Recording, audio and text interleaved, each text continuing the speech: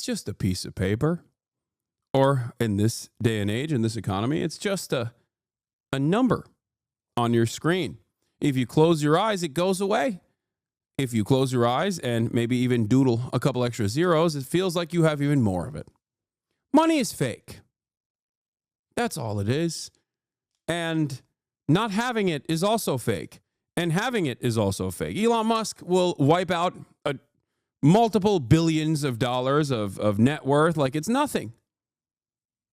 You know, overnight sometimes.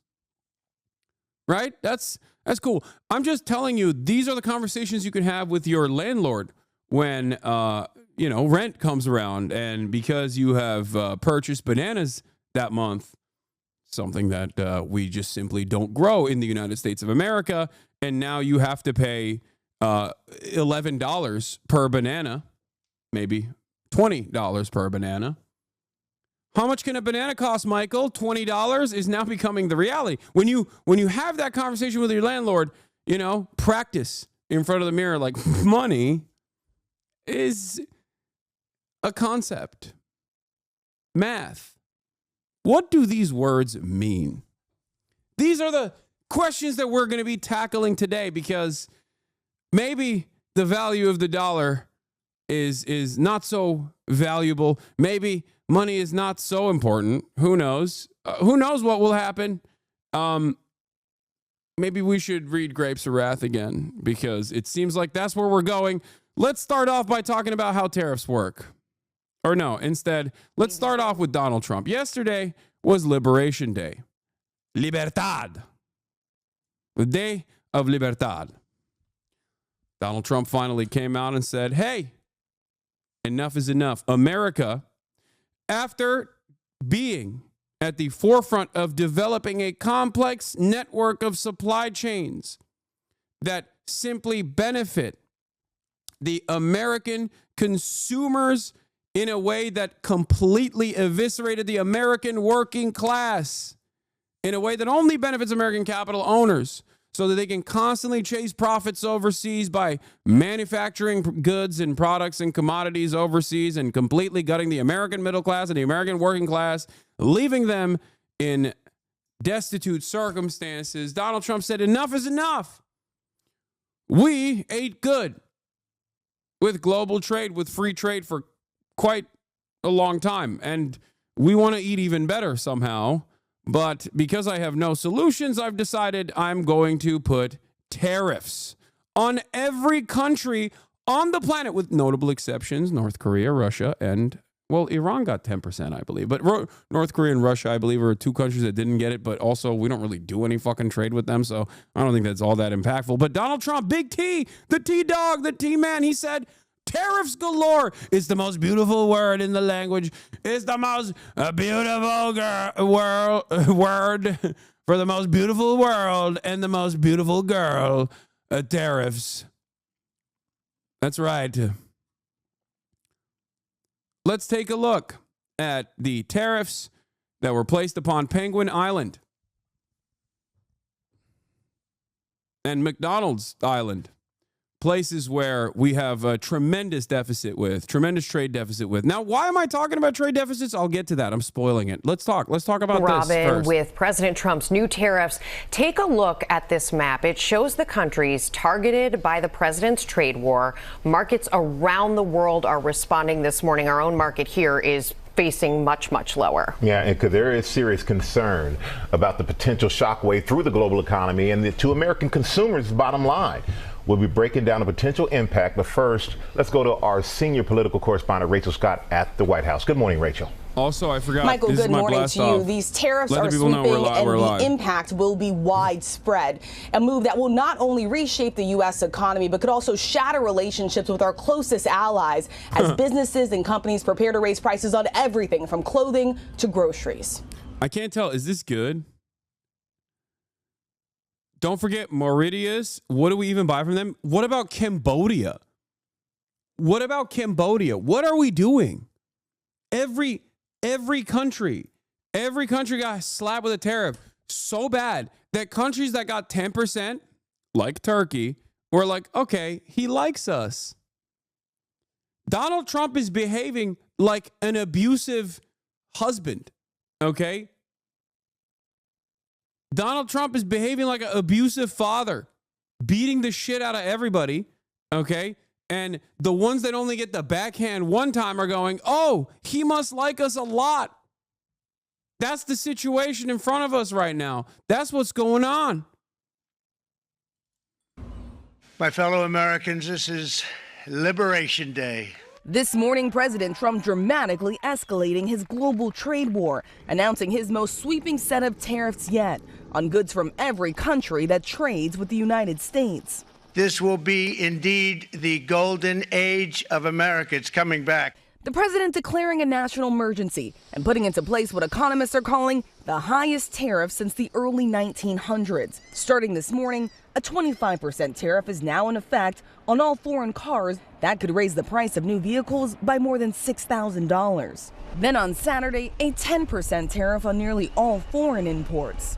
Roughly 60 countries, including some of America's closest trading partners, will face even steeper tariffs. A 20% tariff on products from the European Union, and an even higher 34% tariff on products from China. The president saying it's all in response to what other countries are imposing on the U.S. If you want your tariff rate to be zero, then you build your product right here in America, because there is no tariff if you build your plant, your product in America.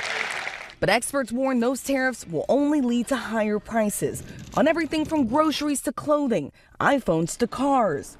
Some analysts say in a worst-case scenario, it will cost close to $1,800 for every American, $7,200 for a family of four. They're going to touch everything from going to the grocery store to going out to restaurants to even having to go to places like the movie theater. Patrick Cumrow owns an... I'm being so for real when I say this. The entire thing that holds American society right now together is treats and the affordability of treats and basic goods, okay? When that goes away, Americans, I think, which are otherwise incredibly servile and also brain rotted with peasant mindset, will actually riot, okay? I think Americans will riot like the French did. If their treats are that expensive, if their food is that expensive, and then paired up with like obvious layoffs that come through, recession, or the Great Depression, the greatest depression of all, cheap commodity consumption is the real riot tax in this country beyond the marginal benefits that you can potentially claw through the welfare structure. I'm telling you, this is huge. But it's also a complicated situation because as someone who is not a free trade advocate, okay, I'm in this unique mindset where I have to clarify some positions as I did yesterday, and I will talk about that as well. But of course, the MAGA cultists have basically started doing this.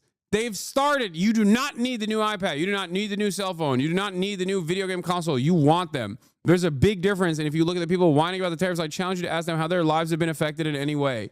This right here would lead to someone getting assassinated if it was like a leftist saying this under Joe Brandon. And some did. Some did say this. You know what happened to them? Joe Brandon lost. Kamala Harris lost. This is psychotic. They went with what's his face? The Vibe Session guy mindset so fast. Like the tariffs haven't even hit yet, and this motherfucker's already defending the price increases.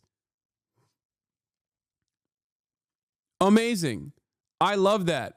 I love that so much. It is fucking hilarious. Okay?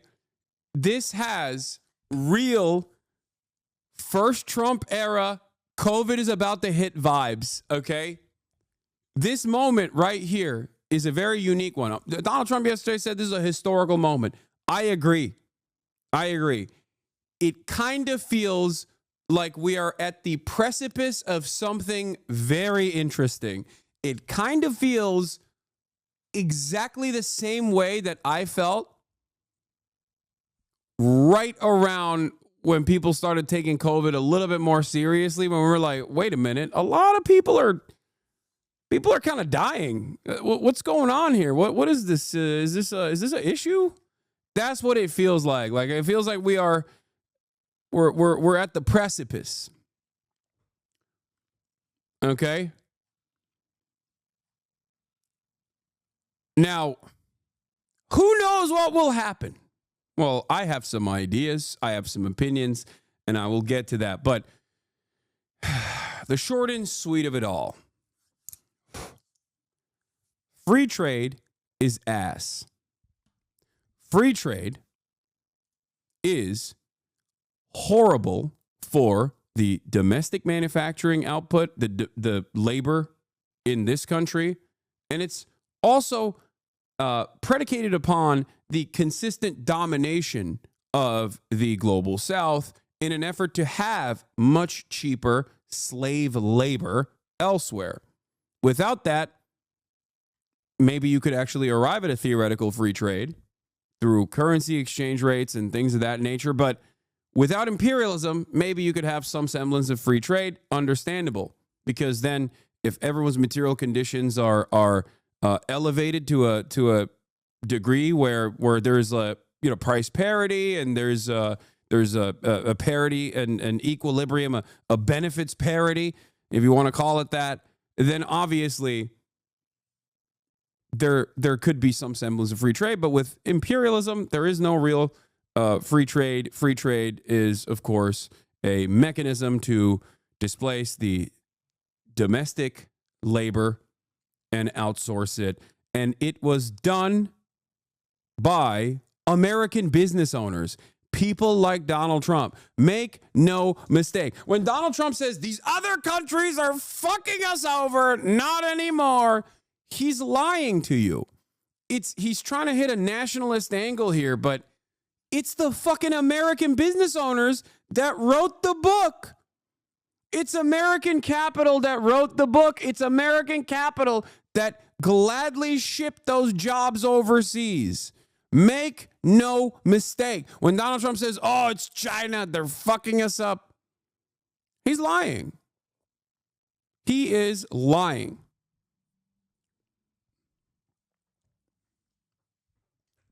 It's ridiculous. Global trade is a necessity in this day and age, okay? I don't have an issue with that.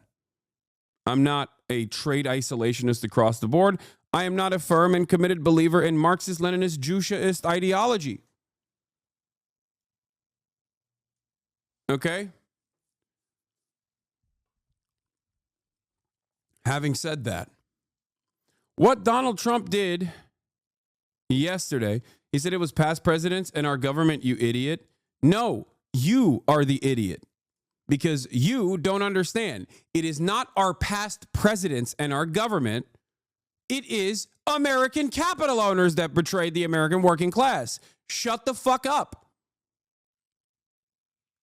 And listen to the adult in the room who's explaining to you. Because guess what?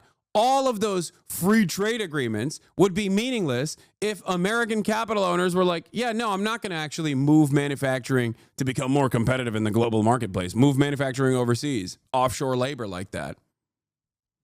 Through the government and trade negotiations, ain't nobody made your father's boss move the factory to fucking China at gunpoint, okay? They did that voluntarily. They wanted that to happen. That's why they wrote the fucking rules. You are wrong. You're wrong. I'm shaking you. I'm shaking you like a baby until you are no longer wrong. And as is the case with American antitrust, as is the case with everything in the United States of America, it yielded tremendous profits for corporations, for the super wealthy, a mass consolidation of wealth and power at the tippy top. Having said that, it also came with cheap consumable items, cheap commodities. So consumers were servile. Consumers were made to not realize how devastating this was for their future, for the future of the economy. That's it. But make no mistake, it was entirely done by wealthy businessmen. They wanted it and they got it. So for Donald Trump to say this is previous administrations, this is China, you're wrong.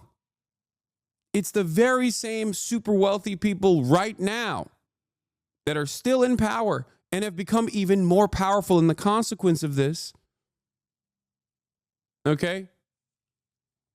Those were the villains that conducted this operation. And the American government led this process of global domination, led this process of international markets favoring the American consumer base in the short term, while directly displacing the labor force, which would have genuine material harm, genuine consequences for the American economy in the long term. And we are now living in the ashes of that. That's why I talked about the difference between looking at Chongqing 30 years ago in China versus now on a trajectory of growth and prosperity versus a place like Gary, Indiana, or Detroit, which is on a downward trajectory. Oh boy, why did he get banned? I don't know. He might have just gotten...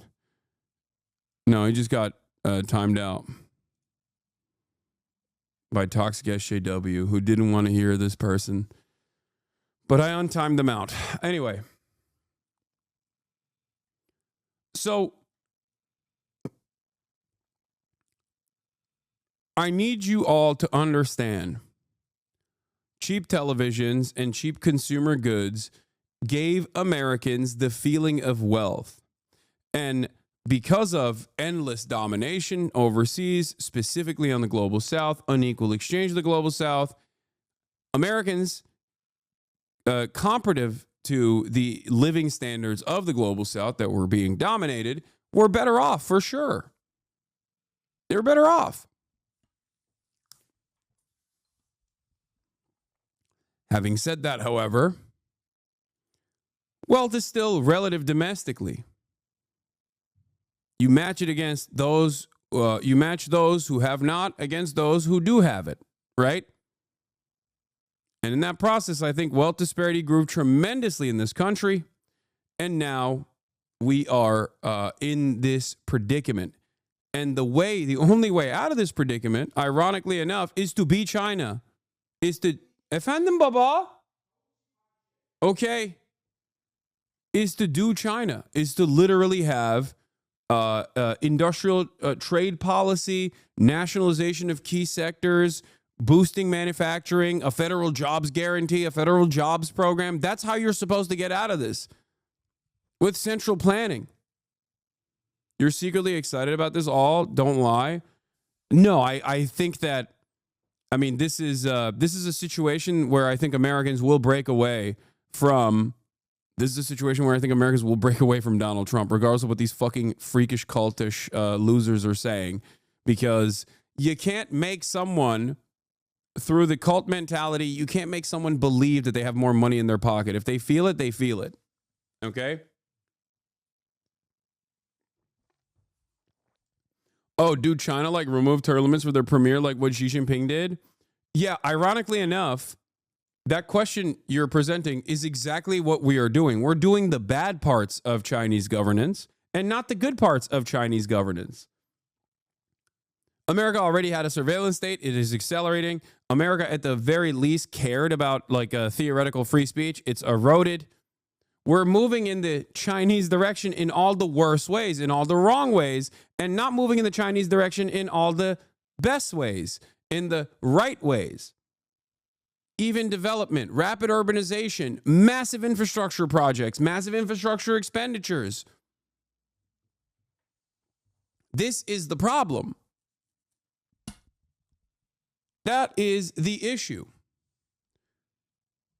Because people ask, like, what's next? How do we get out of this? How do we get out of this rut? And the reality of the matter is you only get out of this rut with serious government investment.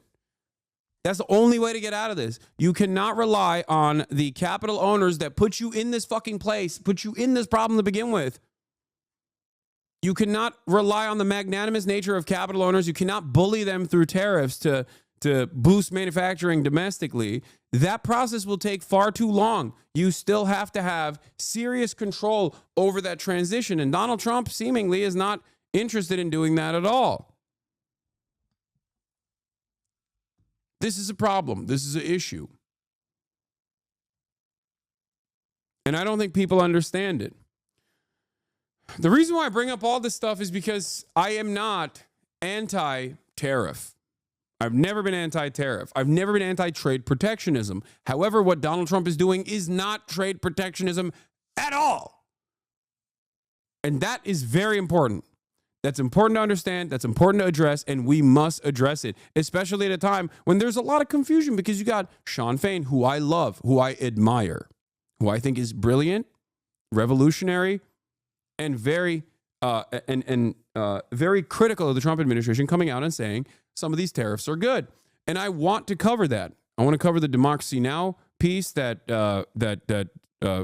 famous Marxist professor Richard Wolff talked and responded to the Sean Fain statements on. I don't think Sean Fain took an L necessarily. I'll describe to you where he's coming from, why he's saying the things that he's saying, because the UAW's official position is that tariffs aren't bad. Free trade is bad. Okay? And we'll get to that in a second. But Auto repair let's shop in Glendale, Wisconsin. Will you have to raise prices for your customers? Absolutely. Yeah, absolutely. By how much? I guess the minimum is going to be 25% on all parts. He worries his business will suffer. What we see is it kind of freezes. Why are you not anti-tariffs? No. Make no mistake. I'm anti everything that Trump did yesterday. I am completely against it. And I will tell you why I'm against it. I'm saying I'm not against tariffs on principle. Like, I'm against free trade on principle, especially because as it stands currently, free trade is not actually free. It's not being done. It's not being conducted amongst equal parties. Free trade is conducted with the global south. It's called free trade. It's not so free. It fucking hurts the domestic manufacturers, and it hurts the domestic labor force. It only helps capital owners seek out higher profit margins, basically, by offshoring to countries that we have dominated that are going to have a cheap industrial base, an industrial labor force as opposed to ours. It is a mechanism of extracting wealth once again. Money freezes the willingness for customers to spend because they don't really know the future. And in North Carolina, a state already hit hard from Hurricane Helene, some business owners say they have no choice but to raise their prices. It's not a matter of if, it's a matter of when we will have to raise prices. The president is confident the tariffs will bring jobs and manufacturing to the United States. Some auto workers applauding the move, but acknowledging that could take time. I don't think it's going to be that long, but we have to be patient and let it happen. The administration sending a warning to other countries not to retaliate. This is not a negotiation, it's a national emergency. Markets around the world tumbled with our allies denouncing the move, some even vowing countermeasures. Democrats quick to point out the president's campaign promise to lower prices for American families, but the president betting big here that this will bring manufacturing jobs. You know what's funny about all this?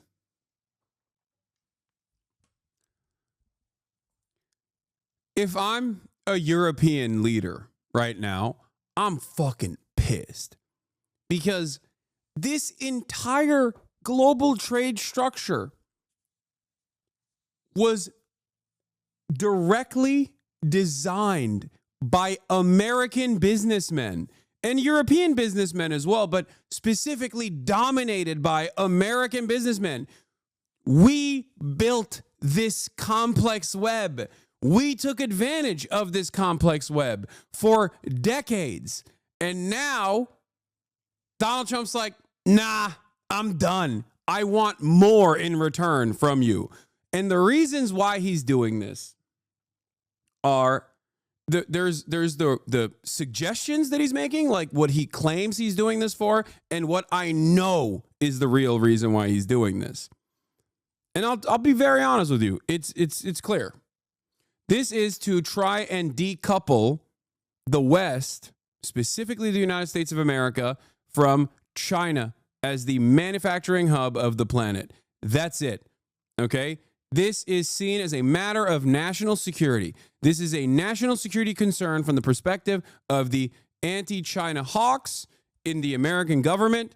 They understand that if China were to not be so restrained in the future one day and all of a sudden stop the flow of treats to the United States of America, especially as China has implemented initiatives to create secondary markets for themselves, specifically in Africa, developing Africa, and using that as a market to sell to. Like, these are all the Belt and Road Initiative. These are all important steps that the Chinese government has taken because of its grand design for global trade.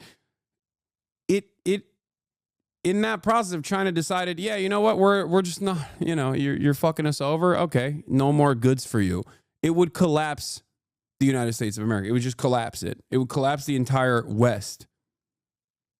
And I think that Donald Trump and his advisors recognize that fear and are actively trying to work against it. They're actively trying to bring back manufacturing and claw back some of that capability by force. The problem is they have no vision. They have no conviction. They're squishy, and they're backed by capital. So how the fuck do you do that when you try to do that through the neoliberal private-public partnership that you only implement? You can't do it. You can't bring back manufacturing this way. The most you'll do is the CHIPS Act. Ironically enough, what Biden was doing was the extent of what you can do if your vision is stuck within the neoliberal framework. That's it. And without that, without even the CHIPS Act, for example, without actual investments into American manufacturing, there is no world where you can just simply rely on companies going, yeah, let's build our factories here in the United States of America. And this is a dangerous prospect for numerous reasons, because it will backfire for a couple different reasons. The lack of vision, the lack of Chinese vision, Chinese style central planning vision within the American government will inevitably lead to massive failures. Why? Because without central planning in this process, you're simply relying on foreign investment coming back into the United States of America because they're too fearful of the tariffs or whatever, which is already on shaky ground to begin with. That's number one. Number two, when tariffs kick in, and let's say you do start building factories, you build the domestic manufacturing, you build your output. There is no guarantee that other countries will be purchasing. The trade deficit is what Donald Trump wants to fix. But there's no guarantee that the other countries are going to start purchasing these commodities from the United States of America once it's made in the United States of America. That's number one. Number two, you build the manufacturing. Okay, you shut off trade internationally. You shut off trade from China that way because now you have an alternative. You have the domestic production. Okay, great, fantastic. You have the domestic production. No one is going to pay tariffs because no one is going to be purchasing foreign goods. So all of a sudden, the tariff faucet is closed. So it doesn't necessarily make sense on that front either.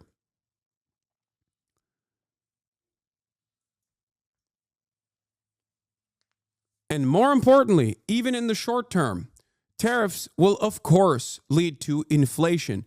What is inflation? It is just a collection of commodities that you track. That's and the prices of said commodities increasing. That's what inflation is. Why? Why will this lead to inflation? Because all of a sudden, every good, what a tariff is, for those of you who don't know, is an entry fee that usually an American importer is paying. Okay? It is not paid by the other country. It's paid by the person who is bringing the good into the United States of America. It's an entry fee that you're paying the American government. So it's a tax that they're paying. But that tax carries over to you, the consumer. How does it carry over to you, the consumer? Because you pay the entrance you pay the entrance fee for the good that you're shipping into the United States of America, and then that automatically increases the price of the thing that you're selling, because they have to keep their profit margins the same. God forbid they eat away at their profits. They're never going to do that. So all of a sudden, the price of the good is higher. Okay? So this is the reason why tariffs, especially universal tariffs such as this one, when applied, turn into a regressive tax, a sales tax, a flat tax. What is a regressive tax? A regressive tax is a tax that harms the working poor a lot more than it harms the wealthy. Because what are you going to do? Not fucking purchase gas? What are you going to do? Not purchase commodities? Not purchase food? No, you can't do that. It's going to break your bank a lot more than it breaks the banks of a wealthy person, a lot more than it hurts the wallet of a wealthy person. It is a regressive tax. It's a sales tax. But because Americans hate the word tax, Donald Trump has been able to expertly apply a sales tax across the board without ever mentioning the word sales tax and how it will increase his taxes on the fucking working poor.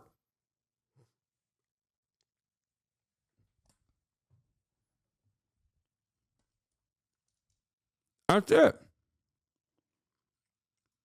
So we're all going to get raises, right? No, you're not going to get a raise. You're probably going to lose your job, as a matter of fact, because as purchasing power diminishes because of inflation, companies will no longer be able to continue growing and be able to hire people, and inevitably will fire people.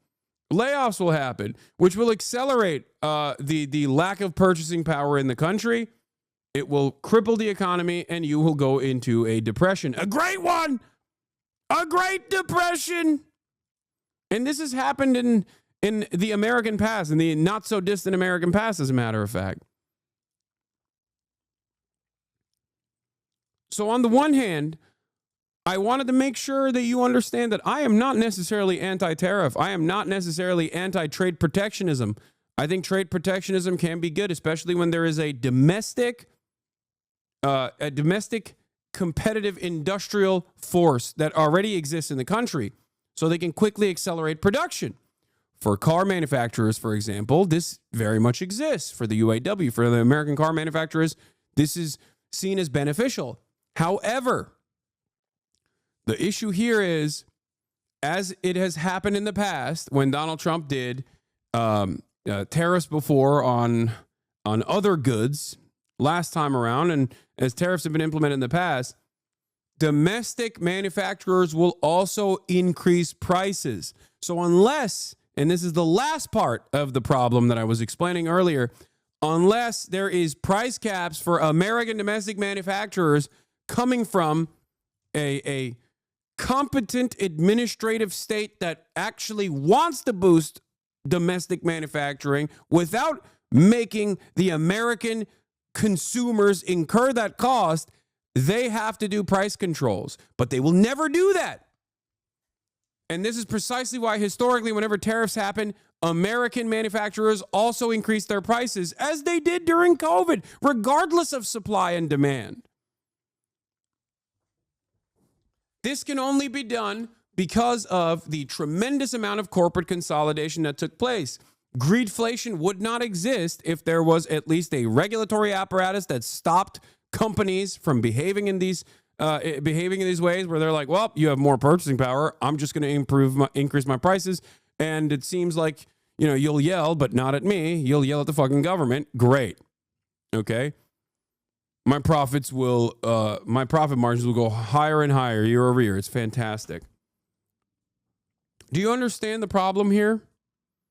Do you understand why this will abso-freaking-lutely increase prices? Because not only does this immediately increase prices for all goods that you purchase that are being imported into this country, and all the raw materials necessary for even domestically manufactured goods, as a matter of fact, there's a lot of that as well that will increase the prices of even domestically manufactured goods.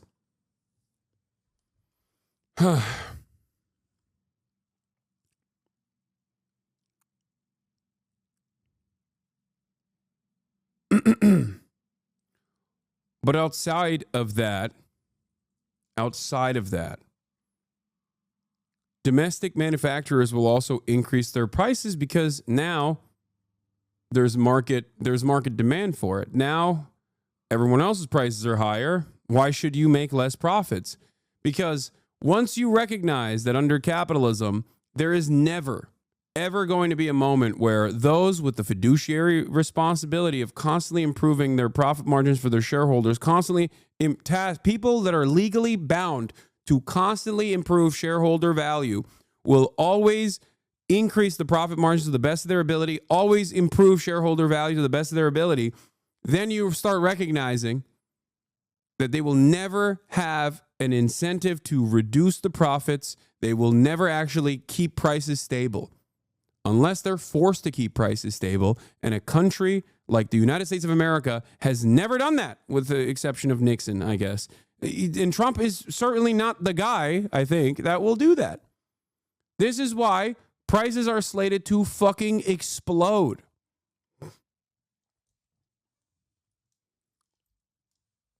That's it. Meanwhile, President Donald Trump has said the market is going to boom. And boom it has. And boom it has. Now let's watch Time doing how tariffs work from 2 months ago. Hopefully this will be a quick and short explainer for you. U.S. manufacturers make cars for $100, and they are selling briskly here at home. But the Chinese enter the market. They set their prices at $75. U.S. cars don't sell as well. The government decides to help the U.S. car makers, and they slap an 100% tariff on Chinese car imports. The companies that do the importing pay the tariff to the government. They typically raise the price of their products to cover it. Now, cars from China cost $150. Yeah. Consumers flock back to U.S.-made cars, and even if China goes, all right, we'll lower the prices of our cars even further to help out the importers, okay? Even if they say, we'll help out the prices, we'll help out on our end, the tariffs are usually so high that Chinese cars, once they do enter the American marketplace, because of the profit incentive from the importers, the middleman in that situation, they will still not be able to compete with American manufacturers. However, the way that this works is once the Chinese cars on the marketplace are $150, these cars don't stay at $100.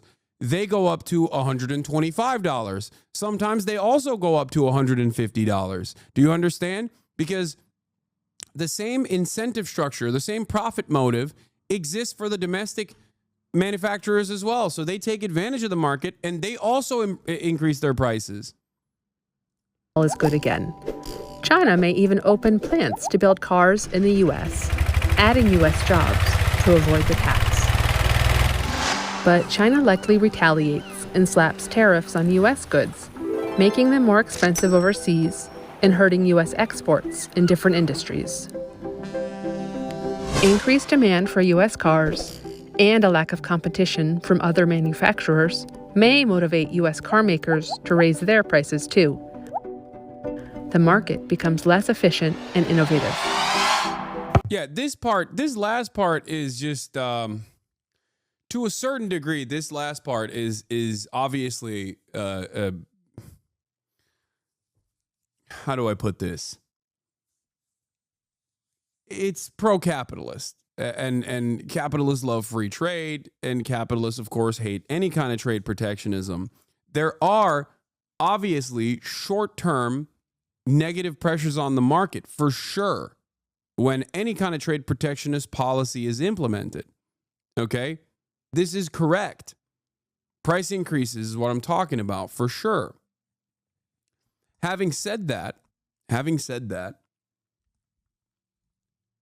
if America and the American government did have a genuine interest in boosting American manufacturing, then they would have to, one, build the industrial base before they made these initiatives, and plan for long-term prosperity in the same exact way that the Chinese government has done for the past couple of decades, and is the reason why the Chinese government has been able to outcompete every other country and their own domestic manufacturers.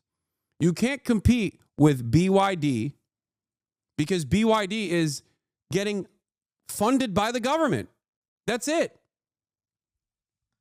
As long as Chinese government subsidies exist, they can behave in a way like Amazon does with predatory pricing to outcompete everybody else. Because state subsidies with no real interest in improving profit margins, because every company is still ultimately controlled by the state, can be wielded like a weapon to eviscerate the American and European markets.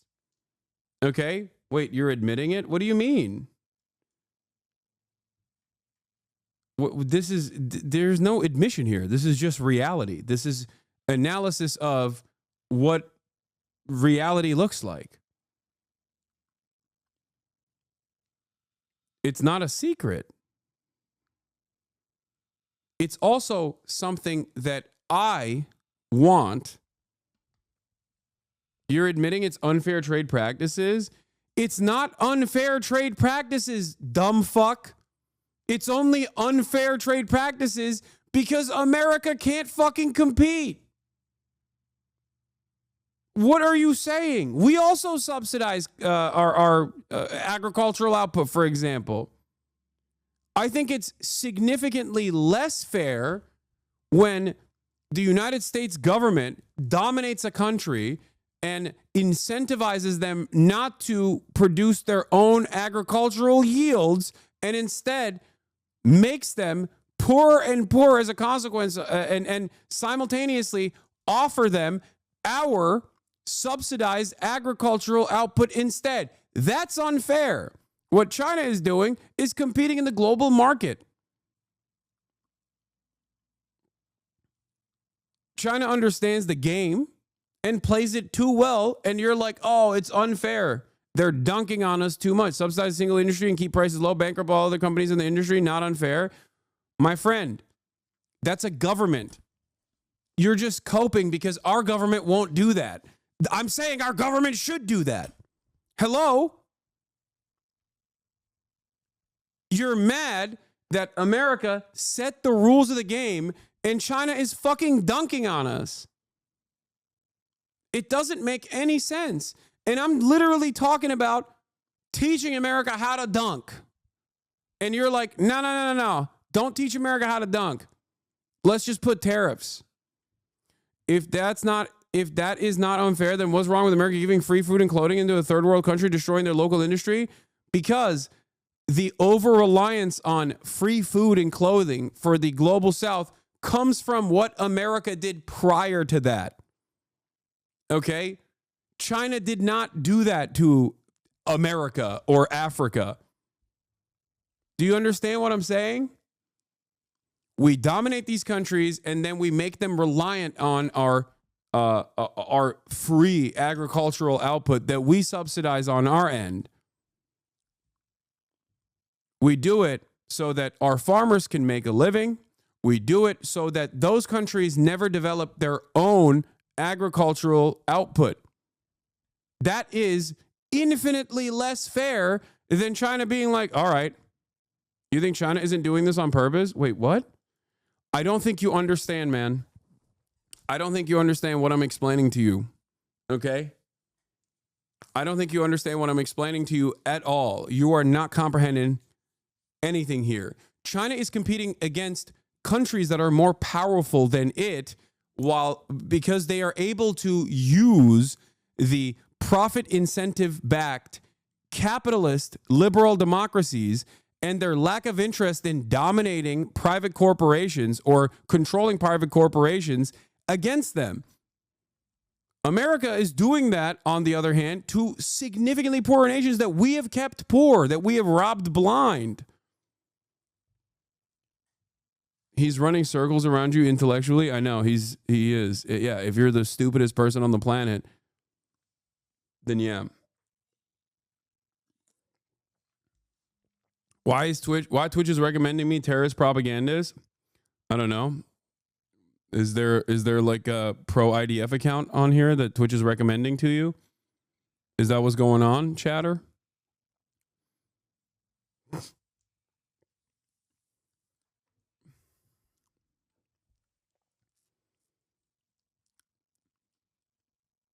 Why is our government allowing this? Because the American government has always been a proto-capitalist nation and then a hyper-capitalist nation. And everything that the American government has always done has been to protect the profit incentive and protect the bottom line of corporations. That is precisely the reason why the American government has done this in perpetuity.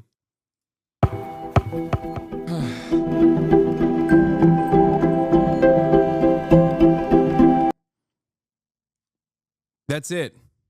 Stephanie Ramos, you are at the port in Newark, where goods are shipped from all over the world, billions of dollars worth. Good morning, Stephanie. Good morning, Rebecca. As you know, this port brings in hundreds of billions of dollars worth of goods each year from China, Vietnam, and other countries around the world. But those items are likely about to get more expensive. For years, Vietnam has been the go-to for companies trying to dodge U.S. tariffs on China. But starting April 9th, President Trump is rolling out a 46. China is extracting value in unequal exchange in Africa, though. China didn't make Africa the ripe exploited ground that it is. Western powers did. China simply, once again, is out-competing the Western powers, offering loans without the conditions that the IMF and World Bank have placed upon African nations. You are just mad that you can't compete against China. And it's funny because you're nothing. You're just like a normal guy like me. We have no say in this process, and we don't even fucking reap the rewards of this process. And here we are defending the American and the Western Empire's decisions. Like, what the fuck is this? It's just pure Western cope. And it's funny because that cope that you're demonstrating is old cope. It's cope from 10 years ago. Foreign Policy magazine and The Economist don't even agree with this assessment now, because even they are like, yeah, we have to take a closer look at the ways in which the IMF and World Bank have operated, because Chinese lenders are offering loans and even fucking eviscerating that debt in a moment's notice. And it's significantly better. And they're doing that to enter these marketplaces. And they're doing that so that they can actually develop these marketplaces, so they can actually sell to these marketplaces. China is in the process of developing a secondary market in Africa. That's what they're doing. They're trying to generate new customers. America, on the other hand, and Western powers, on the other hand, have never treated Africa in the same way. And that is precisely the reason why China can get to do that.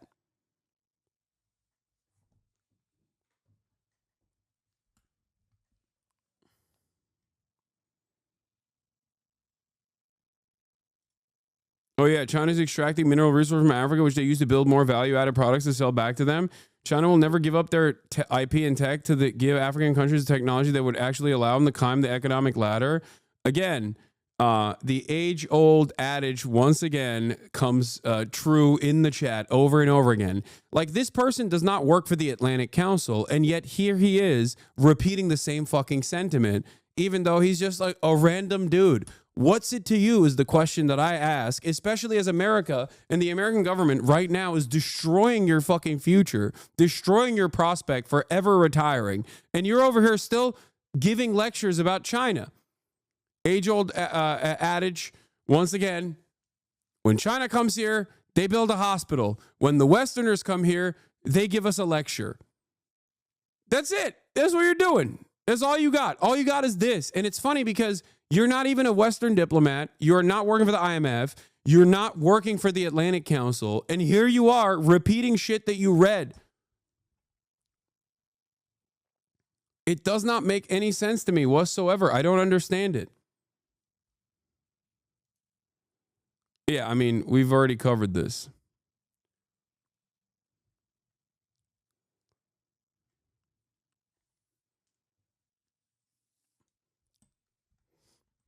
Whenever China comes, they build a hospital. Whenever America comes, they bomb our hospital. Okay, that's different. That would be the MENA region.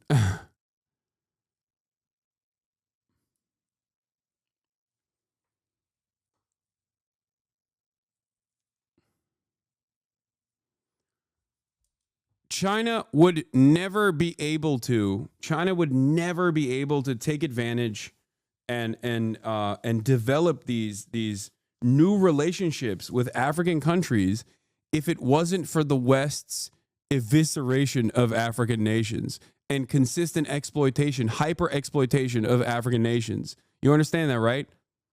They look like they're wonderful liberators in comparison to the Western Empire and the forces that have dominated and kept African nations poor.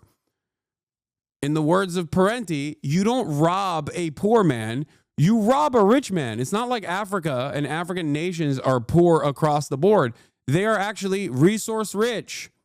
They're rich in labor power. They're rich in resources. It's just that they have been robbed blind and purposely kept underdeveloped by Western forces. They're overexploited.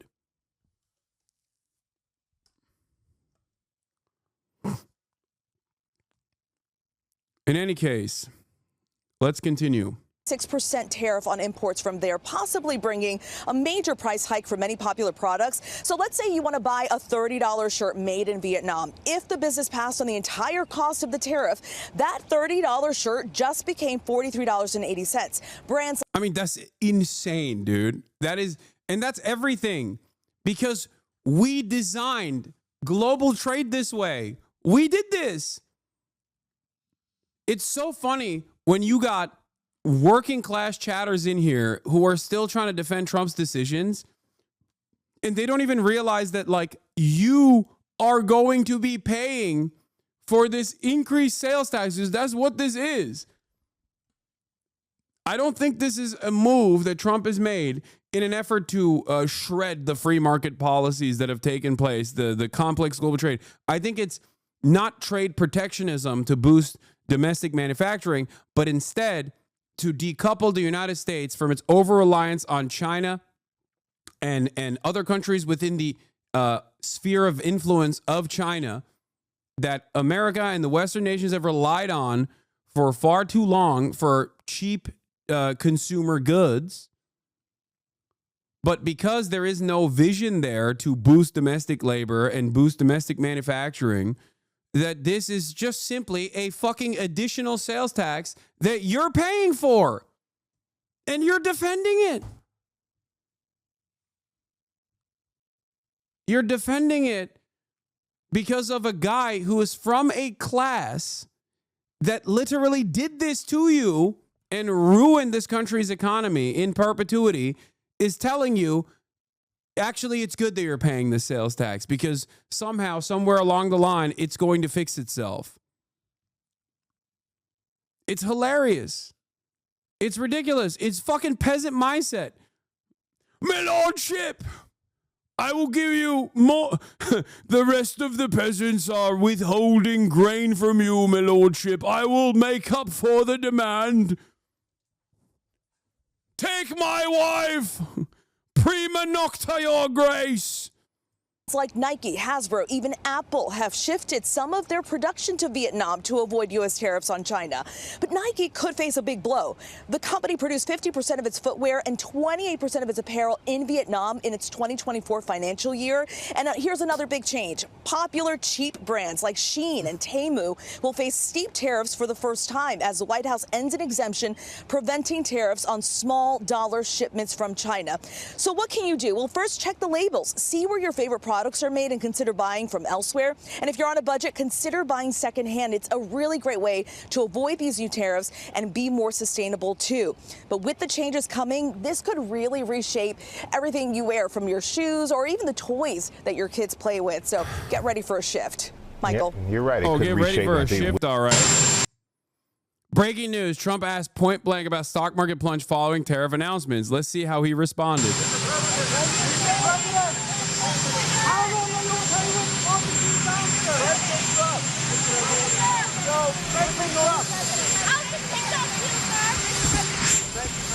we're going to see the big golf tournament at Doral. I'm speaking tonight for charity. This cocksucker is going to a golf tournament. Oh my God.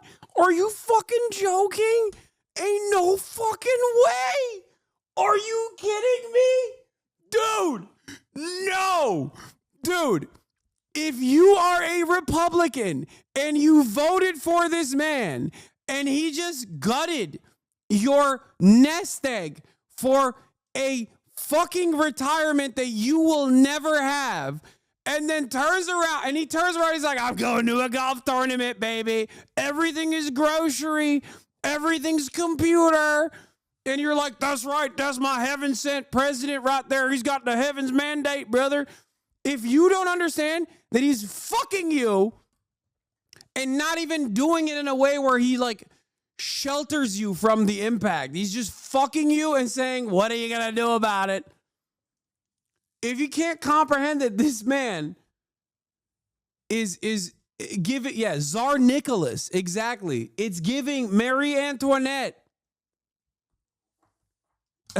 But instead of let them eat cake, which is, maybe falsely attributed to Marie Antoinette, whatever, I'm not going to get into that. But if you don't understand, he's doing let them eat cake, but instead he's like, I'm just going to golf. Fuck you. If you can't comprehend what's going on here, you are so stupid. Oh my God. And then we'll be coming back here pretty quickly, but they're having a big event and a lot of charitable causes are involved. So we look forward to that. It's in Miami at Doral. President Trump, the markets today are way down, the worst day in years because of the tariffs. So how's it going?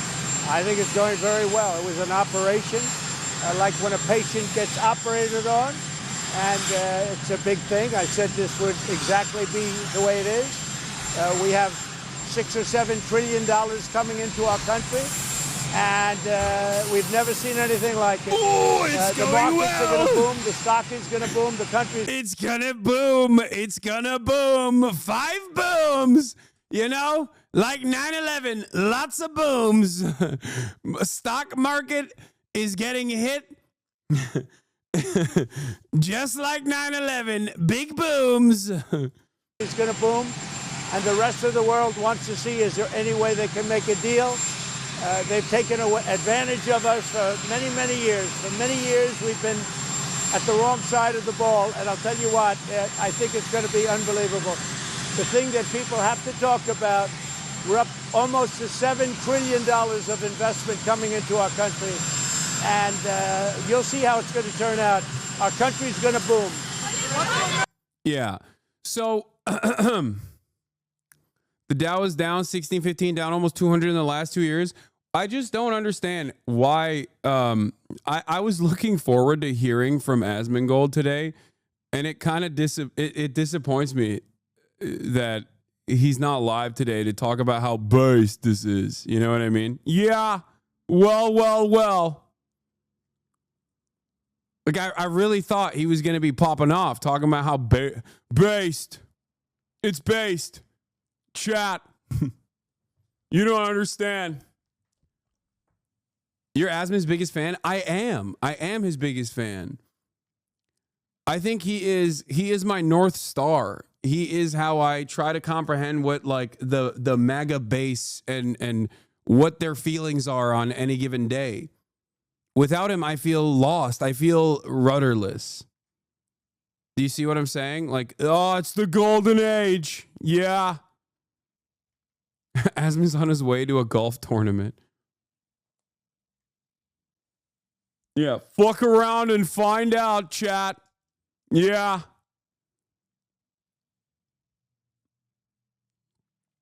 He's like a guiding star, always there in the sky, and if you get too close, you'll die. Yeah. The only thing I don't understand, if he wants to decouple from China, wouldn't he say so? He's honest like that. I mean, he has been saying it. He's been saying it already. He's saying that like it's China is cleaning our lunch money, is stealing. They're stealing from us. Very unfair. I mean, also, this is, to be honest, Eisman has the most honest takes. Don't be a sheep. Yeah, no, totally. honest takes like, yeah, trans people. Yeah, titties in video games. USAID came after boobs in video games. Yeah, and I hate it. That's why I think it's all right. We should destroy it. Yeah, I'm going to go on Ash Ketchum. I'm going to go on one of these immigration hunts. Yeah. How do you, all the supposed free thinkers just completely lost in the sauce, thinking that Donald Trump signing off on fucking no more trans women in sports is actually a real initiative. Meanwhile, your pockets are getting fucking cleaned out. You dumb fuck. He is distracting you.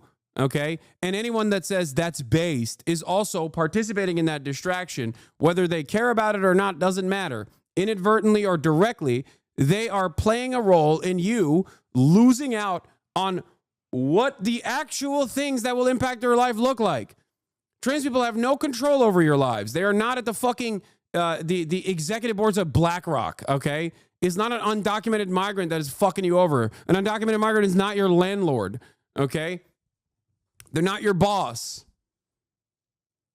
But every single moment that you hyper-focus on that shit is a moment that these guys can just steal from you. And they are. That's it.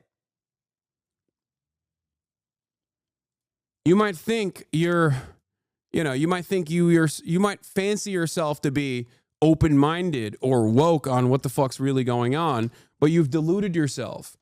You're being sheepdogged into a country that will yield worse outcomes for you. I mean, look, these are the shepherds, dude. Look. Where is it? Like, look at this fucking asshole. Where is it? Quarter chicken pounder with McNuggets. Where is he? Where the fuck is it? I guess I closed it, but Quarter Pounder's tweet comes to mind being like, oh, you don't need those goods. You don't need to buy things. You don't need to buy cheap shit. Who cares, you know?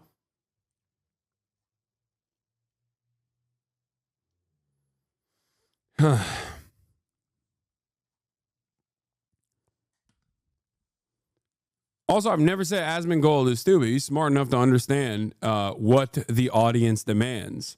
He just feeds it to you, and you eat it. You eat it every day. You eat that slop every day without realizing that you're being fucking sold on a future that's worse from previous generations. But because Trump and those who hype up Donald Trump can touch on those things that you've been conditioned into fucking hating so expertly, you don't realize when this shit's happening. Yeah. Do you remember like maybe 24, 36 months ago when guys like this were saying inflation caused by Joe Biden leading to expensive groceries and goods were human rights violations? These guys were wringing their fucking hands when people made fun of them about treats. And here they are doing the same fucking argument now.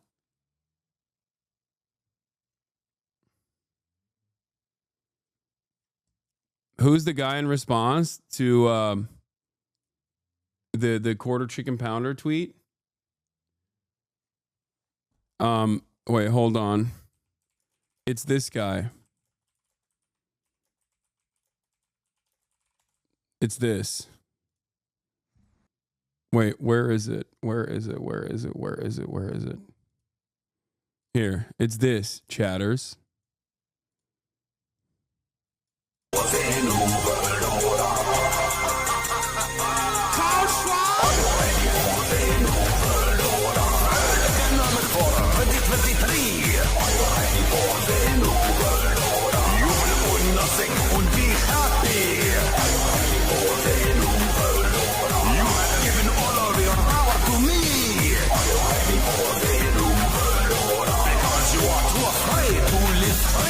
This is Klaus Schwab, and I'm here to say you must give more of your rights away. Your sacrifice is the only remedy for the real pandemic. Humanity. We must prepare an angrier world as Agenda 2030 is unfurled. You will eat the bugs sitting in the metaverse. You will comply, and it will get worse. Are you ready for the new world order? No more human rights or borders.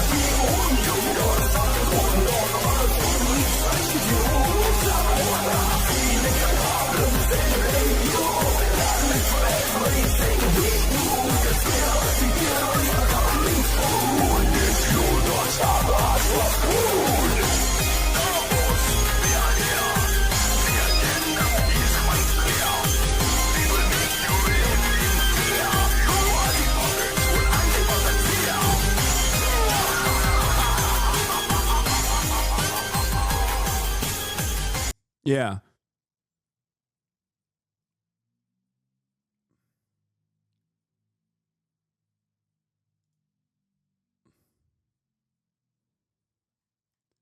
These are the same people that cry because they couldn't go to Outback Steakhouse for 4 weeks. Yeah, they're doing the same shit. They're doing the same shit, which I will address and I will get into in a little bit. But let's keep looking at the glorious stock market crash. Okay, stocks are plummeting. Are you ready for the new world order? Now we begin with the breaking news from Wall Street. Trading has been underway now for just about 30 minutes, and nervous investors, very nervous investors, are weighing in on President Trump's historic new global tariffs. The early assessment, deep concerns. Almost all goods entering the United States will face a new tax of at least 10%, and that means inflation-weary Americans will see even higher prices on virtually everything. And that adds to the deepening concerns among economists that the U.S. and indeed much of the world may be on a collision course with a recession.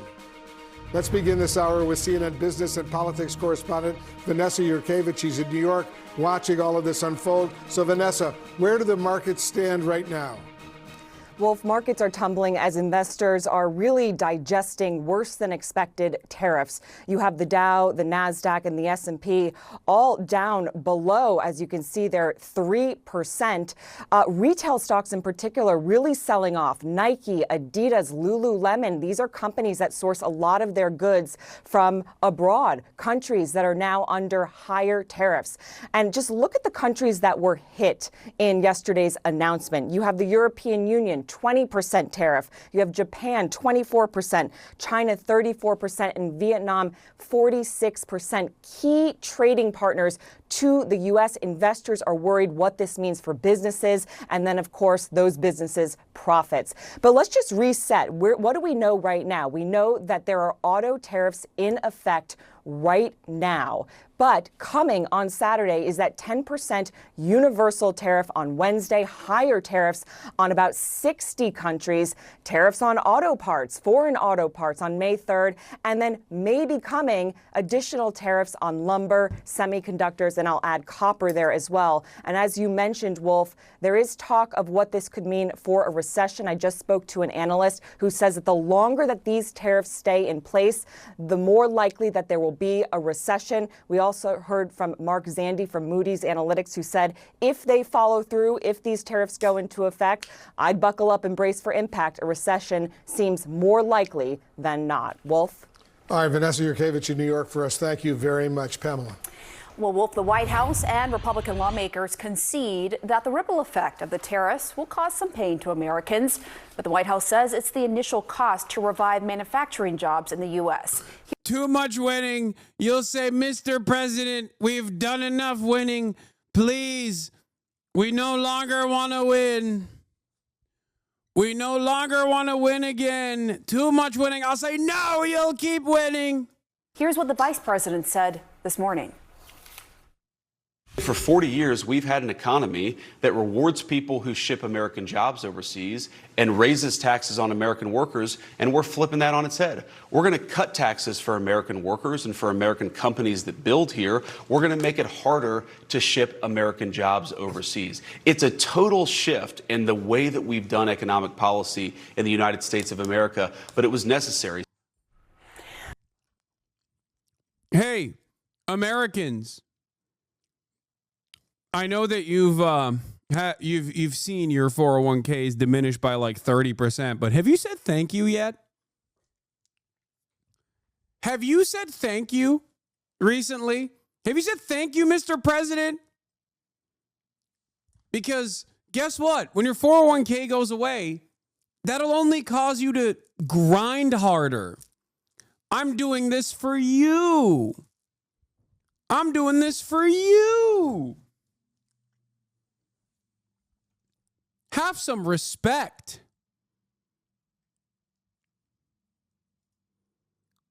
Yeah. Have you said thank you once? I don't hear it. All right, let's go live now to CNN White House reporter Elena Trina. Elena, what else are you hearing from the administration this morning?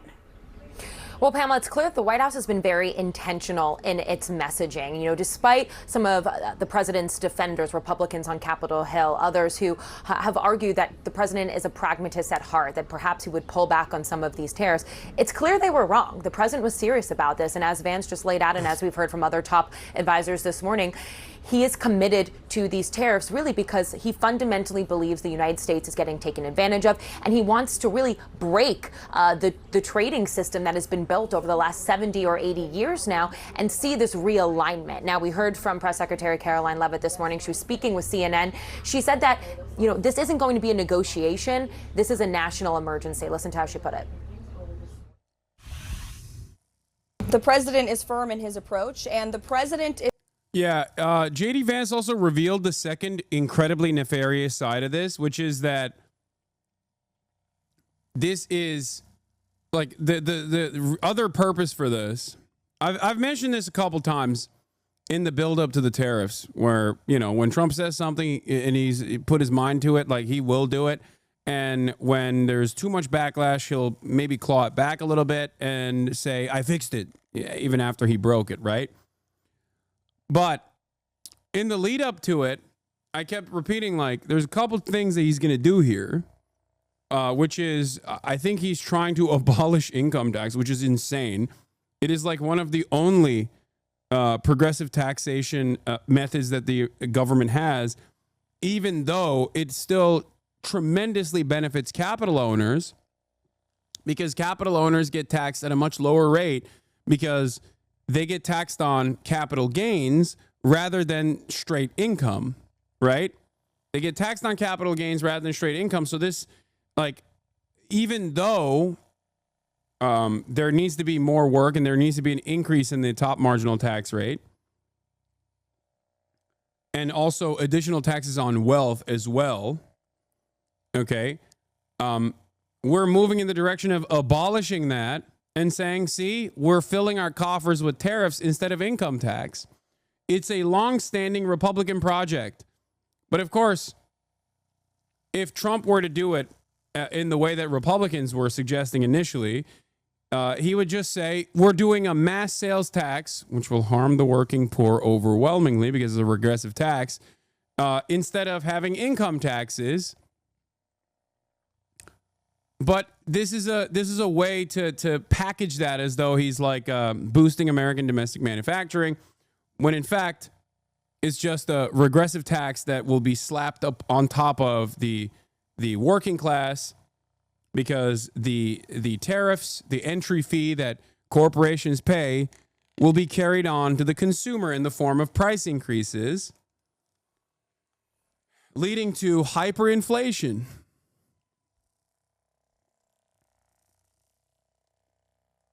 And in the process, then they'll shut off income tax, which is a progressive mode of taxation. It's fantastic. Do you think that this is just a stupid person's way to de facto increase taxes without saying they are and selling it as a nationalist project? It's not even a way of increasing taxes across the board. It's a way of increasing taxes on the working poor while cutting taxes even further for the wealthy. It is another wealth transfer. That is what is going on here. That is what's so nefarious about this agenda, because I don't believe that Donald Trump is pro-labor, pro-working class at all. I'm sorry. He has done nothing that shows me that he is genuine about his interest in boosting domestic manufacturing. I think he's simply using this tariffs structure to, one, undermine the World Trade Organization because of the favored nations benefits that China gets, and he wants to decouple trade from China. He wants to claw back as much trade from China as possible and other developing nations as possible, because the Trump administration is, I think, more honest about the death of American empire than neoliberals are. They realize that America is dying, China is dominating, and they want to fight back to the best of their ability in the interim But I still think it's going to fail. Because in order for this to be the American prosperity decade, you would need to ironically do China shit here in America, something that I've been advocating for quite a while at this point.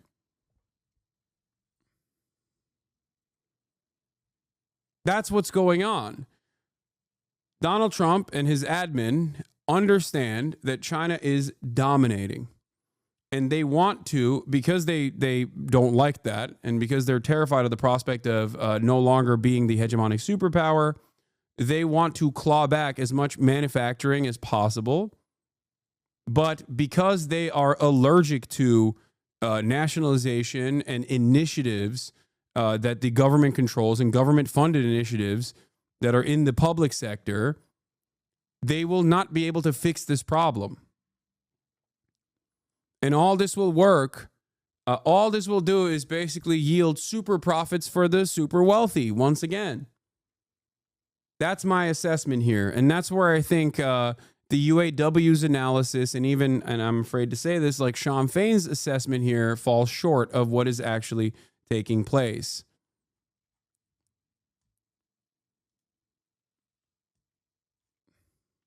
Is ensuring economic stability here in the United States of America. This is a common sense policy. And if these countries wanted to negotiate, if these countries wanted to do what's right, they've had 70 years to do it. I think, Pamela, the end of her answer there, saying they had 70 years to negotiate, is really key here, because that's the question now. Where do we go from here? We're going to see, as Vanessa just laid out. Yeah, like Jonah Furman, obviously doing comms for UAW, friend of the show, Jonah. He's great. Says, GM moves to increase production of light-duty trucks. GM production increases out of its Fort Wayne plant, according to Reuters. Jonah says, I guess strategic tariffs can work. I wonder if people smirking about other blue-collar layoffs will acknowledge and celebrate this or just keep defending a broken trade status quo. These guys understandably despise free trade, the free trade agenda and the free trade reign. And Trump is breaking that, but I don't think he's breaking that at the behest of labor. I think he's breaking that in a really stupid way. In a way that Americans would not see the benefit from. In a way where... Wait, hold on.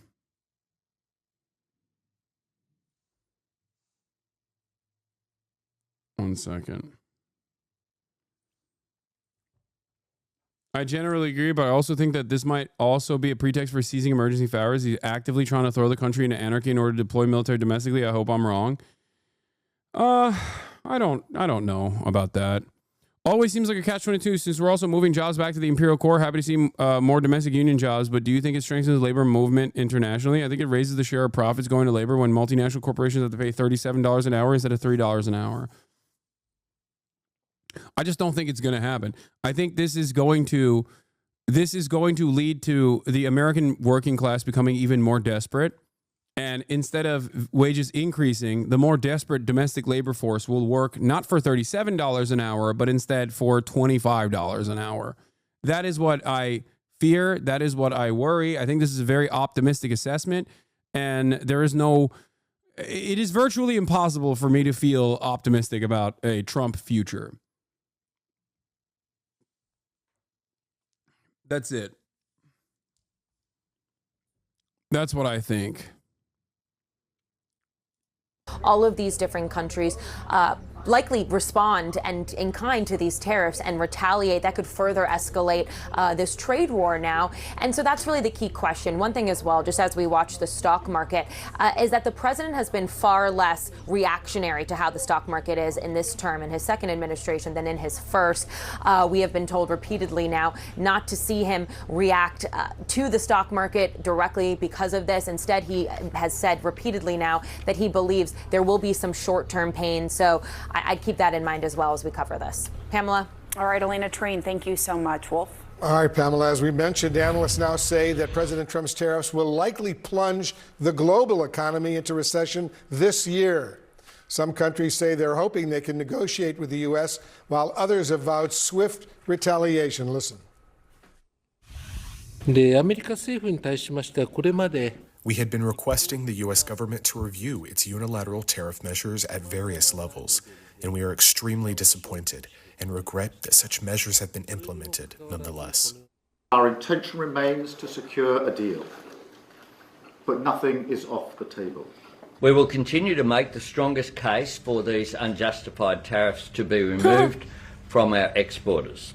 We are going to fight these tariffs with countermeasures. We are going to protect our workers. The entire global economy will suffer from these ill-considered decisions. Stock markets across Asia have already tumbled after President Trump's announcement. Now China has vowed to counter what it calls bullying tariffs by the United States. I'm going to go live to Beijing. CNN's Mark Stewart is on the scene for us. Mark, what kind of retaliation potentially could we see from China? Right. What do you mean? They're going to do retaliatory tariffs, and your tweet about this? Oh, yeah. China President Xi will meet with European leaders, including France President, Spain Prime Minister, and EU President in Vietnam in the coming weeks amid rising global trade tensions over U.S. tariffs. Europe seeking greater intimacy with China and Southeast Asia to offset U.S. reliance.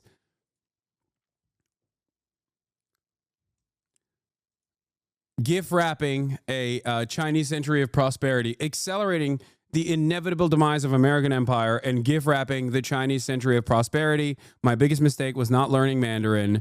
My biggest mistake was not shipping my ass out to China to be doing white monkey jobs out there for decades, and setting myself up.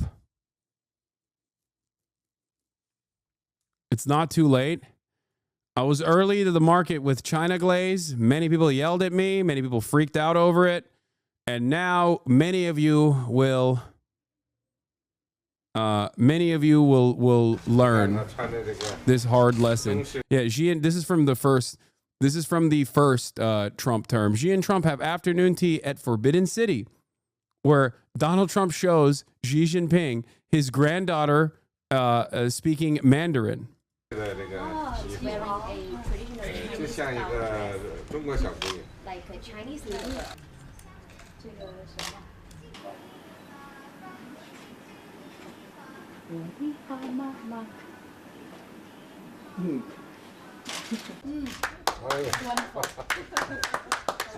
Wonderful. We'll be all over the world. She could get a 100.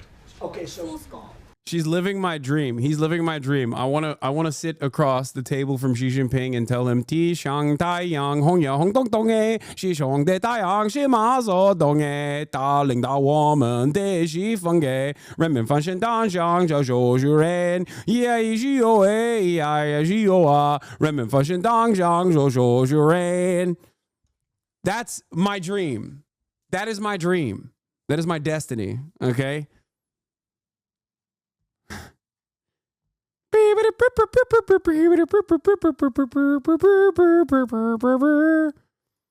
it's very good, right?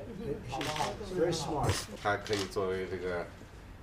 She is her grandfather's little angel.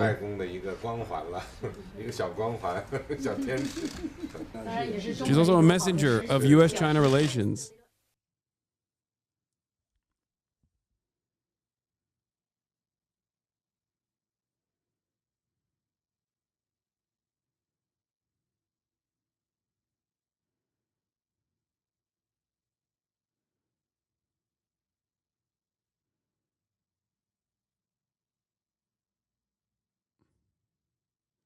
Wait, hold on.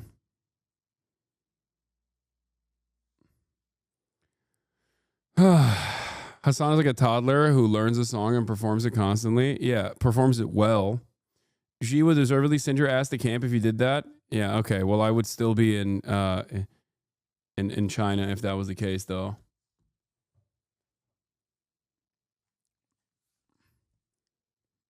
I think you are meant to help save the United States of America and with it the rest of the Western world, not run to China. I mean, I'm trying, but I don't think people want to hear what I have to say.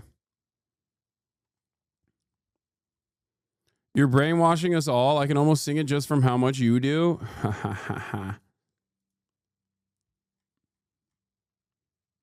Depression indicator, Campbell's soup. Oh, man. Yeah. Water soup incoming. Well, good morning. China says it is ready to fight back. But if this is a war, it's not necessarily revealing its plans about how and when it will strike.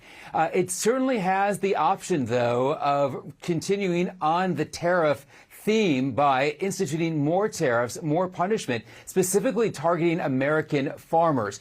Right now, China imports a lot of soybeans from the United States. There are existing tariffs. Certainly, China could double down on that. But what's been interesting all day today, China's been very much taking on this diplomatic tone, talking about themes of resolving differences, urging the United States to cancel the tariffs. So it's kind of this wait-and-see mode as this April 9th deadline approaches. There is certainly an economic side to all of this, but there's also a lot of ego involved. Both Xi Jinping and Donald Trump want to look strong on the world stage. As one analyst mentioned to us today, it's the real question of who will fold first. Nonetheless, as you mentioned, this is creating a lot of anxiety, not just here in China, but across the entire regions. Markets are not looking at this favorably. We saw declines across many of the markets in Asia, including Japan, which of course is home to. Do you know your speed reacts are popping off on Bilibili? They love your takes on China and want you to come. Are they popping off? I mean, it doesn't seem like there's a lot of views on it. I wish there were more views on it. I can't tell how many views it's getting. It's like 17K, 34K. I wouldn't say they're popping off.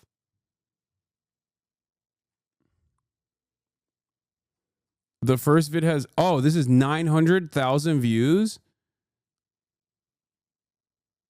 Oh my God. Wait. 900,000 views, 440,000 views, 420,000 views. Oh my God. Oh my God. I got motion.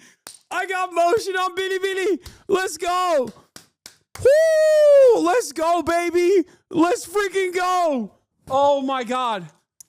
Oh my God, my dream. It's becoming a reality. Let's go. Finally. Oh, we are so back, dude. We are so back. It wasn't even plan B. This was plan A, baby. Plan A. The auto giants, including Toyota and Honda. Wolf. All right, Mark Stewart in Beijing for us. Mark, thanks very much. Pamela. And stock markets in Europe also took a tumble. Let's go to China, man, please. Oh, dude. Honestly, we got Cuba coming up, and I'm gonna set up China too. We got to do it. Holy moly, we got to do it. Oh my God. Oh my God. Announced 20% tariffs on imports from the EU. So let's go live now to Paris and CNN senior international correspondent Melissa Bell. Melissa, how big of a blow are these tariffs to Europe?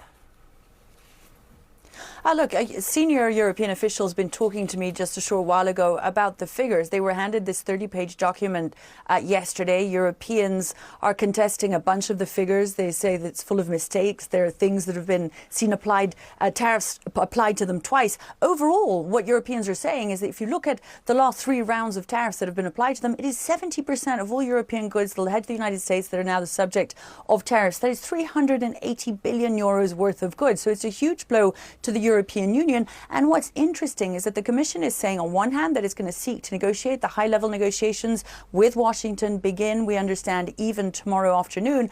But at the same time, they're really preparing for a war. They say that they did not start, but that they are ready to wage. And what they say their biggest asset is the biggest single market in the world. So 450 million consumers that they say they're going to protect, but also use in their fight. So things like, for instance, sourcing soybeans elsewhere than the United States, motorcycles, the sort of goods that you would expect them to seek to buy from other partners in the United States. But more than that, the Commission has a bunch of more measures, retaliatory measures up its sleeve that could hurt, for instance, big tech. That make, say, Europeans 30% of their profits in the EU. Europeans are preparing to fight back, and to fight back quite aggressively, Pam. All right, Melissa Bell, thank you. Wolf? All right, Pamela, let's get some more right now on all the breaking news. Joining us, the New Jersey Democratic Senator Cory Booker. As you know, he just set the record, I should say, this week. Bro, this is so funny. The Cory Booker stuff fell apart in spectacular fashion because of Trump's destruction of global trade, it is but a mere afterthought now. Like I told you that people weren't going to give a shit about this, but I didn't predict that it would fizzle out. That it would fizzle out so quickly.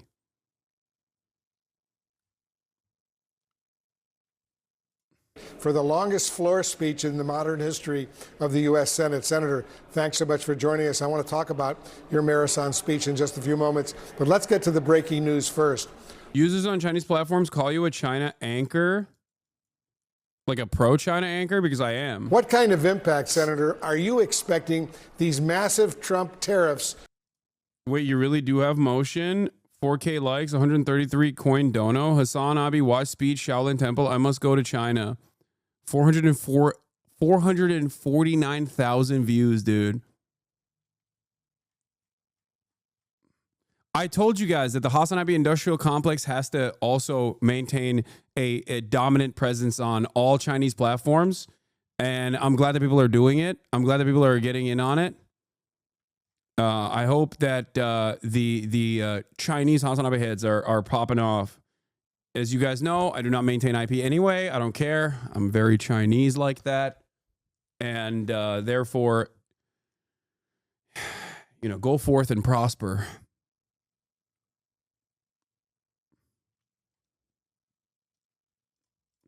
What kind of impact do you think they will have on American consumers?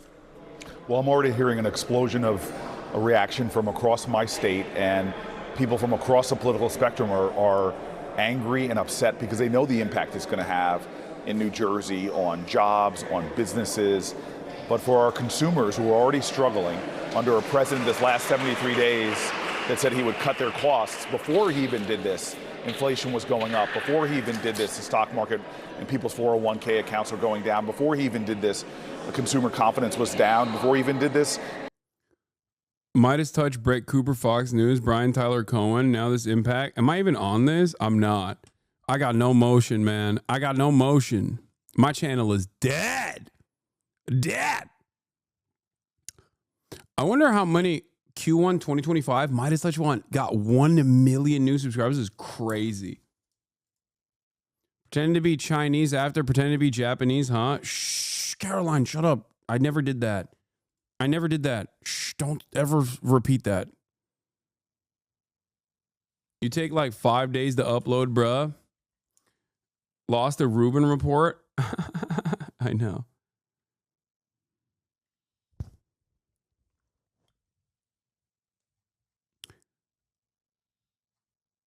All right, let's keep going. grocery prices and eggs and let's things were move going on. up. So This is a very good piece from Richard Wolff, who is going to be talking about the immediate impacts of tariffs and what the sole purpose of these tariffs are and why the UAW's assessment on it is perhaps a little too hopeful and maybe perhaps a little too hopeful and maybe a lot more damaging to the American economy. Let's take a look. Is Democracy Now! Presenting a 10% prevailed, the biggest hike in global tariffs in modern U.S. history, including a 10% blanket tariff on all imported goods from about 185 countries. In addition, many U.S. trading partners, including the European Union, China, and Japan, will see even higher tariffs. China now faces a total 54% tariff. Trump announced the plan during a speech in the Rose Garden at the White House. My fellow Americans, this is Liberation Day, waiting for a long time. April 2nd, 2025 will forever be remembered. Yeah. By the way, Dow dropped 1,680 in its biggest wipeout since 2020 as fears from fallout from tariff shake markets, and S&P 500 sinks 4.8%. As the day American industry was reborn. Yeah, based. Well. Oh, no. I hate when you're right. I'm sorry. I'm sorry, chatter. The day America's destiny was reclaimed, and the day that we began to liberation, make America wealthy again. Gonna make it wealthy, good and wealthy. For decades, our country has been looted, pillaged, raped, and plundered by nations near and far, both friend and foe alike. American steelworkers, auto workers, farmers, and skilled craftsmen, we have a lot of them here with us today. They really suffered gravely. They watched in anguish as foreign leaders have stolen our jobs, foreign cheaters have ransacked our factories, and foreign scavengers have torn apart our once beautiful American dream. The impact of Trump's tariffs are expected to be felt around the world. While Trump claims the tariffs will boost the U.S. economy, many economists fear it could lead to a recession or worse. Trump's trade war could also shift global alliances as countries seek new trading partners. China, Japan, South Korea have already announced plans to increase trading ties and here. I'll play this so monetary barriers. I'll play this so you guys, for all the Asmongold refugees, because he's not streaming today, so you don't feel left out, okay? And you can give me notes on whether or not I was able to do a decent one. 5 tariff. Think of that, 2.5%. on foreign-made automobiles. The European Union charges us more than 10% tariffs, and they have 20% VATs, much higher. India charges 70%, and perhaps worst of all are the non-monetary restrictions imposed by South Japan. Ford sells very little. He's talking about Canada. But such horrendous imbalances have devastated our industrial base and put our national security at risk. I don't blame these other countries at all for this calamity. I blame former presidents and past leaders who weren't doing their job. They let it happen. And they let it happen to an extent that nobody can even believe. That's why, effective at midnight, we will impose a 25% tariff on all foreign-made automobiles. Damn. Thank you. Holy shit. Brian, I'd like to have you come up here for a second, okay? I just see him sitting. He's been a fan of ours, and he understands this business a lot better than the economists, a lot better than anybody. Bold. Brian, say a few words, please, would you? Thank you, Mr. Thank you. It's a great honor to have you. Thanks. Thank you, Mr. President. I grew up just north of Detroit, Michigan. In my time, plants sitting idle. We support Donald Trump's policies on tariffs 100%, Mr. President. Or 12 years. This is remarkable. Dude, if I was Ben Shapiro, I'd be Brian Kilmeeing, dude. It is quite remarkable. Like, his input is just going, over a fucking Trump seminar here. He's putting on a clinic. Ben Shapiro and his nerd ass has to sit there and like defend these decisions in the nerdiest ways possible, even though he's wrong. And so is Asmongold, but he's wrong in an infinitely more popular way. It's fucking awesome. I want to look at, I wonder if my editors posted my reaction to this already. Let's see how I covered this, if it's out already. It's tariff time. It's Liberation Day, folks. Tariffs on imported products are taxes of a recession now? I did, Steve. You can, for the most part, see it. Those with good eyes, with bad eyes. We didn't want to it's very windy out here. We didn't want to bring out the big charts because it had no chance. Tariff of 34%. I think we should have just let it ride. We should have just let it ride.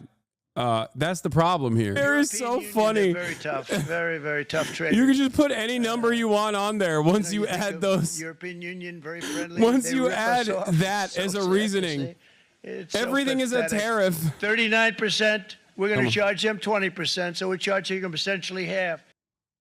Such good input. Yes, it is actually good input because I'm directly undermining what the initiative is here. Okay, that is good input because I'm describing to you why those numbers are incorrect. Next day upload, so delayed. Okay, true. Taiwan, where they took all of our computer chips and semiconductors. We used to be the king, right? We were everything. We had all of it. We had all now of we it. have almost none of it, except the biggest company is Taiwan. coming in. We're going to end up with Taiwan getting almost slapped with 40%. Lee fat Zeldin's tariffs. working to get their approvals. And it's an amazing company. Mr. Wei of one of the great companies of the world, actually. They're coming in from Taiwan, and they're going to build one of the biggest plants in the Amazing. world, maybe the biggest for that. But 64%, we're going to charge them 32%. Japan. He's out of his mind. Very, very tough. Great people. Hey, yo. And again, I don't blame the people for doing it. I think they're very smart in doing it. I blame the people that sat right in that Oval. Why was the Taiwan part driving you crazy? I'm dumb. Because slapping tariffs on Taiwan while recognizing it as a separate state from China is a hilarious thing to do, because Taiwan has incredibly important strategic positioning for us. It is the chip manufacturing hub for the Western world, and slapping tariffs on the chip manufacturing hub of the Western world that is slammed in the ass cheeks of China at a time when they would be pushed into reunification over collaborating with the United States of America is idiotic. It not only in the short term destroys the GPU prices and prices of everything pretty much, okay? But also it ruins America's interest. It ruins America's strategic interest in Taiwan, because America wants to use Taiwan as a weapon against China. It destroys long-standing American foreign policy. It makes no sense. It undermines the it's the DPP, right? You have the KMT, which is now in favor of unification, ironically enough, and you have DPP, which is in favor of separation. It undermines at the domestic level in Taiwan the influence of the power that the DPP has, because now they look like fucking assholes. They look like douchebags. They're like, yeah, no, we have to separate from China. KMT is not in favor of unification. Yes, it is.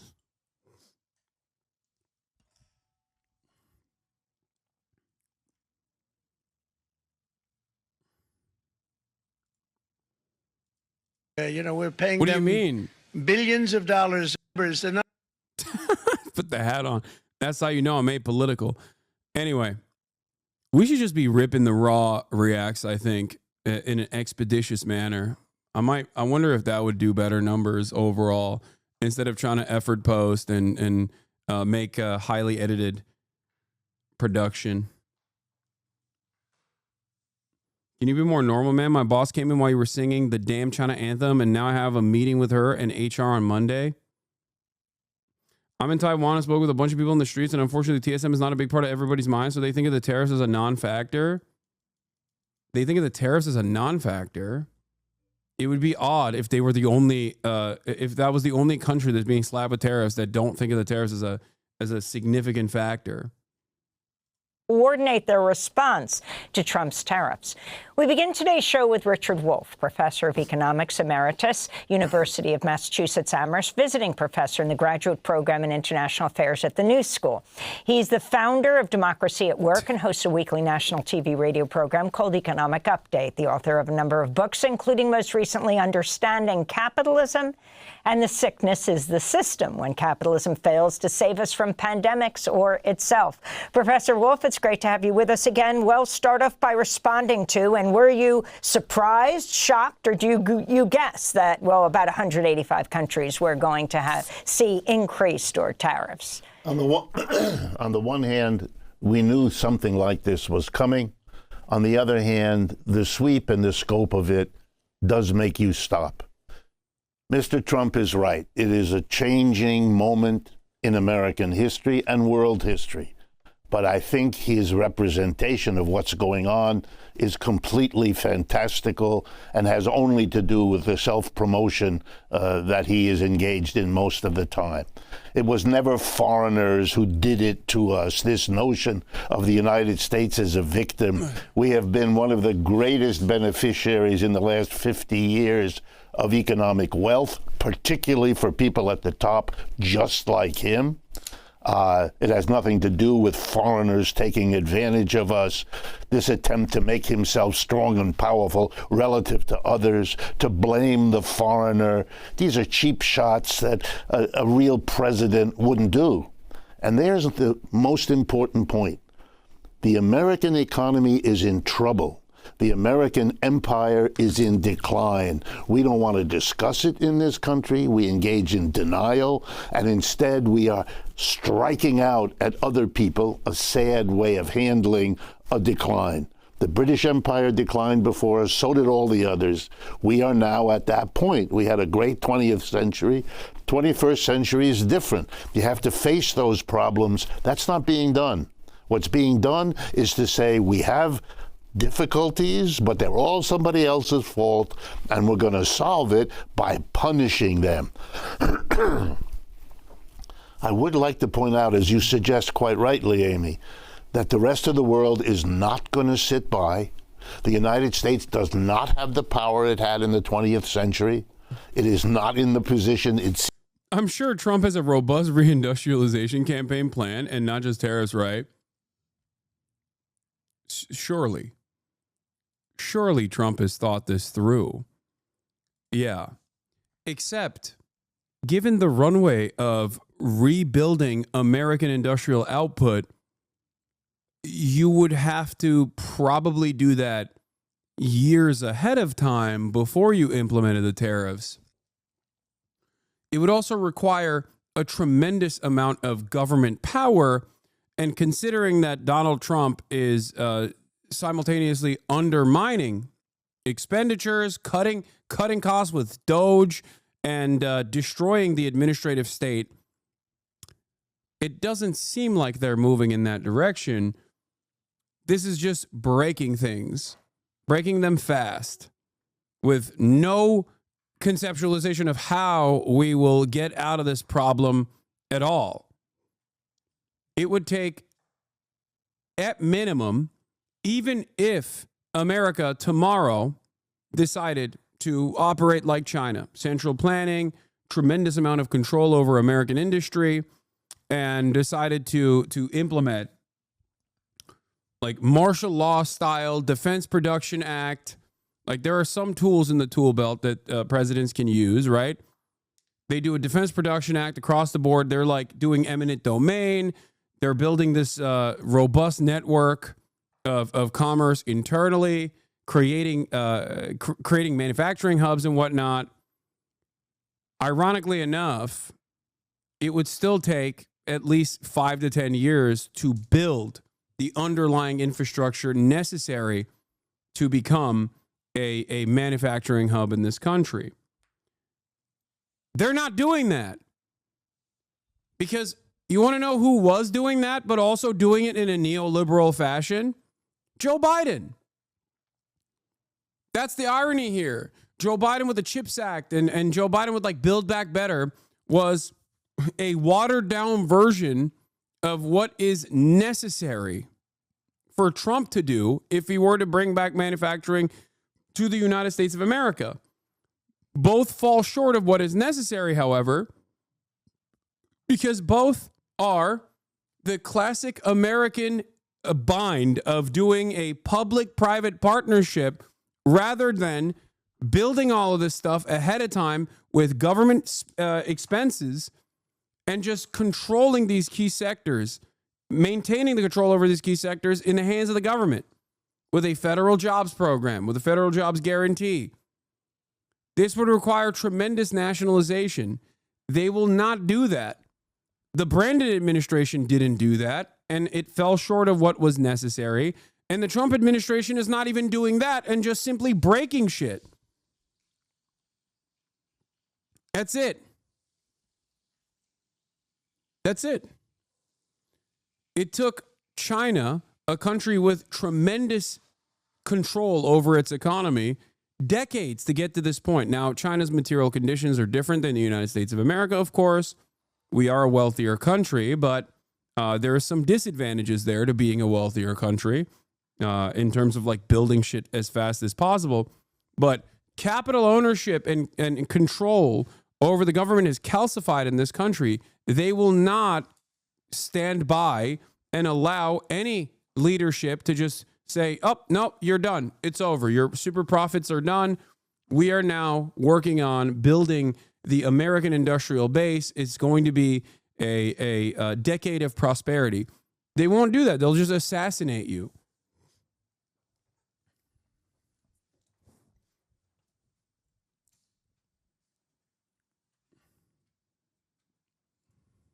Seems to imagine itself when the Secretary of the Treasury added to Mr. Trump's comments that he warned the rest of the world not to retaliate.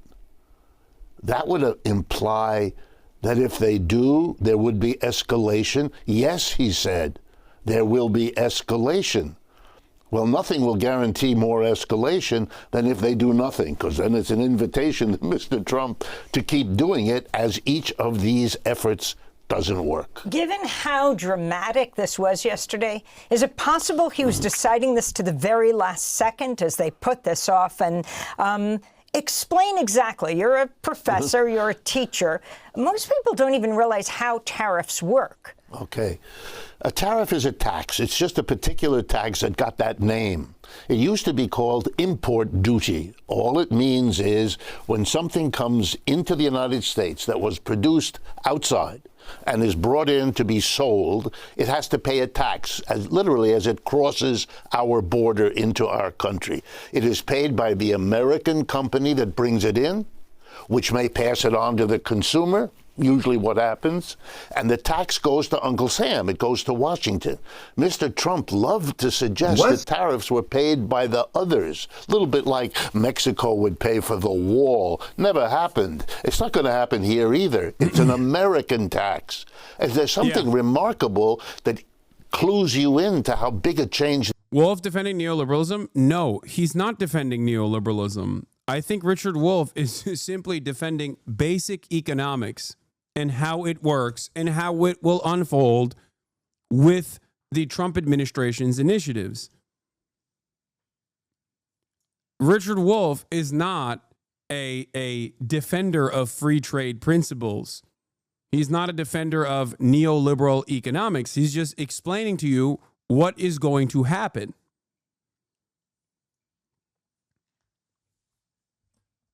That's it. And he's correct.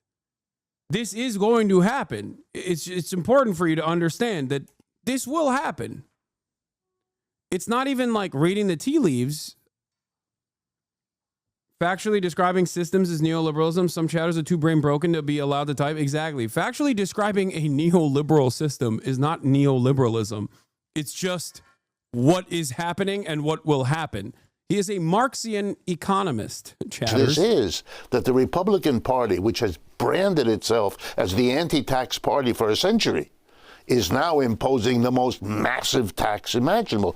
Why this big change? Because we have big, big problems, and this kind of slapping the rest of the world is an attempt to solve a little bit of them, but it is not going to work because we don't have the power to do it anymore. I want to go to UAW President Shawn Fain, who supports Trump's new tariffs, saying last week, we applaud the Trump administration for stepping up to end the free trade disaster that's devastated working-class communities for decades. Fain spoke Sunday on CBS's Face the Nation. We've seen over 90,000 manufacturing facilities leave the United States. We've seen, in the big three alone in the last 20-plus years, 65 plants have closed. And so, look, tariffs aren't the total solution. Tariffs are a tool in the toolbox. This is very important for people to understand. Just like with rent control is not a solution. Rent control is simply a tool in the toolbox. And if you use only one tool in the toolbox and not the other tools in the toolbox, then all you'll do is break. Let's say inside of your toolbox, you have a hammer, you have nails, okay? You have wood, and you want to rebuild something. If you just use the fucking hammer, then you broke it. Trump, basically, with these tariffs, is simply fucking hammering the shed that existed and not trying to rebuild it at all. The part that I disagree with Sean Fain on, and peace be upon him, Sean Fain, our loyal soldier. Okay, I love him, as you guys know, is the part where he is, I think, too hopeful about these initiatives, because Trump very clearly is not using other tools to get these companies to do the right thing, and the intent behind it is to bring jobs back here, and invest in the American workers. If they're going to bring jobs back here, they need to be life-sustaining jobs where people can make a good wage, a living wage, have adequate health care, and have a retirement security, and not have to work 7 days a week or multiple jobs just to scrape to get by paycheck to paycheck. Well, while UAW President Sean Fain praised Trump's tariffs, he also said he had great concerns about President Trump's move to eliminate contracts for 700,000 federal workers, the firing of workers at the National Institute of Health and other agencies. I was a bit disappointed. I like Sean Fain, many of us do. But this was disappointing. To say, basically, I will support the president because he does something that might help my union, even though Sean Fain knows, as most economists do, that if you put a tax on the goods coming in, they will go up in price because we have to pay that tax now. And that will lead to domestic producers able to raise their prices because their competitors from abroad are stuck with this tax. So we expect a boost to inflation, which is... No, this is not internal union politics within the UAW. You're wrong. No. This is a union leader who does stand to benefit from the boosting of domestic manufacturing of cars, especially.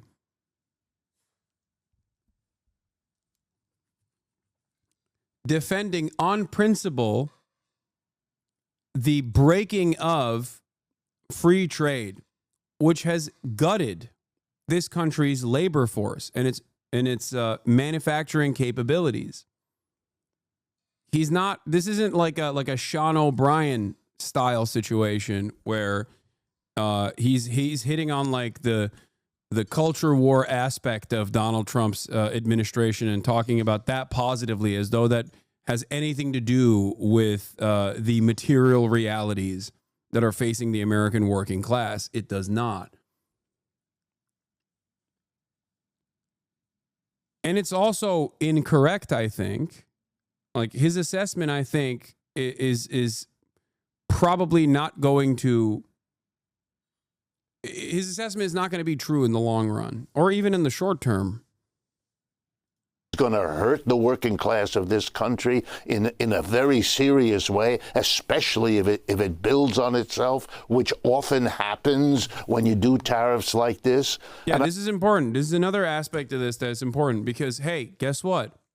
Trump could also implement price controls. You have so many good tags. I don't know why you're against free trade, because free trade is not free. Free trade almost entirely benefits the capital owning class. They have designed trade agreements to literally destroy the American labor force. Free trade would work if like basic needs across the board at the international level was met. Free trade is not free. And there was a time and place when Democrats, at least some Democrats, were against this principle. And it's crazy to me that they are the ones who are defending it tooth and nail now. Free trade is not free. It's simply not free. There's no such thing as a free lunch. There's no such thing as free trade.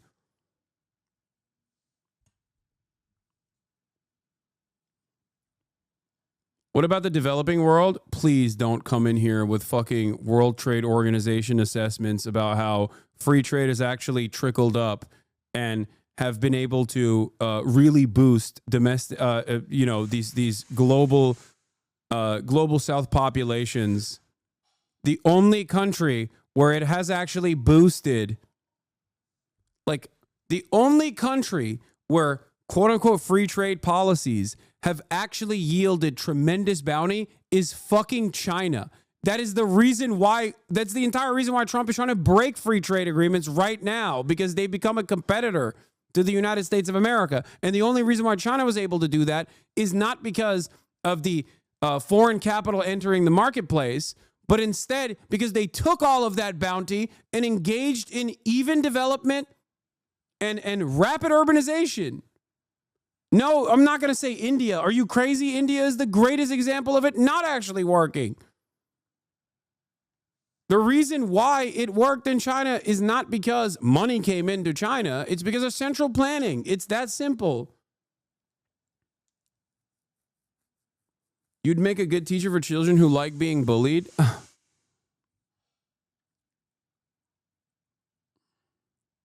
And no, it didn't help in Mexico either. It literally didn't help in Mexico until recently.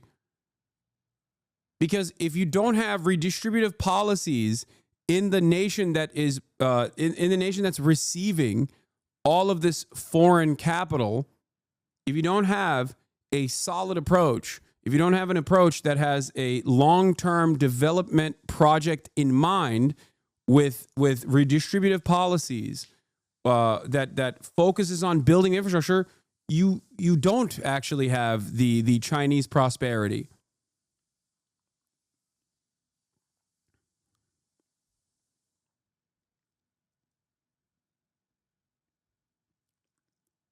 Mexico's rise in the last decade comes from Morena, the Morena party, changing a previous long-standing Mexican policy that didn't do that.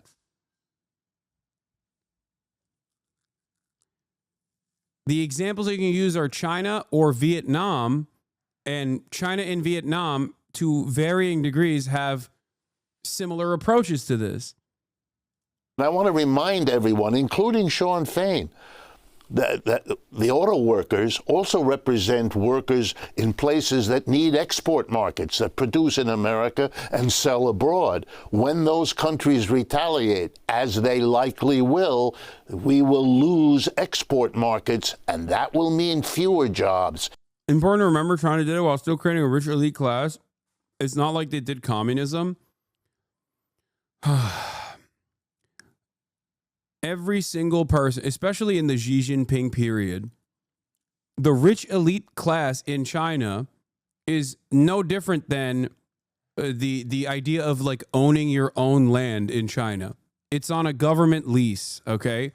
All of your wealth as a rich elite class member in China, especially since the anti-corruption initiative set forth by Xi Jinping in the last decade, is just simply the government's money that you're holding on to. It's like saying, "Hey, let me get a whiff of that $1 billion, please." That's it. And there are many examples of the government coming in and seizing your assets. It's no different than the 100-year mortgage that everyone has. Not a mortgage, but like all land is owned by the government. Okay? It is collectively owned. In China, when you purchase a home in China, you don't pay property taxes, but you get a 100-year lease, and they usually extend that lease. Obviously, they don't fucking seize it after the 100-year lease is over. Similar structure in Singapore as well. Singapore has other issues on top of that, though, especially with like immigrant labor forces and the two-tier citizenship structure that they have that resembles almost like the UAE slavery, the slave immigration structure. But I'm not going to get into all of that. I'm simply saying in China, all of the super wealthy and the wealth that they've accrued, especially under Xi Jinping, because this changed a little bit, is directly still controlled by the government. This is precisely the reason why companies like BYD are not operating at the behest of profit margins and improving their profit margins, but can take the initiative, take government subsidies, and offer incredibly low-cost alternatives to the pre-existing domestically manufactured vehicles in European markets. If they were hyper-focused on profits, then they wouldn't be able to do that. They wouldn't be able to sell you EVs, for example, for like $15,000. they'd be like, what the fuck do you mean? This is an incredibly costly vehicle to make.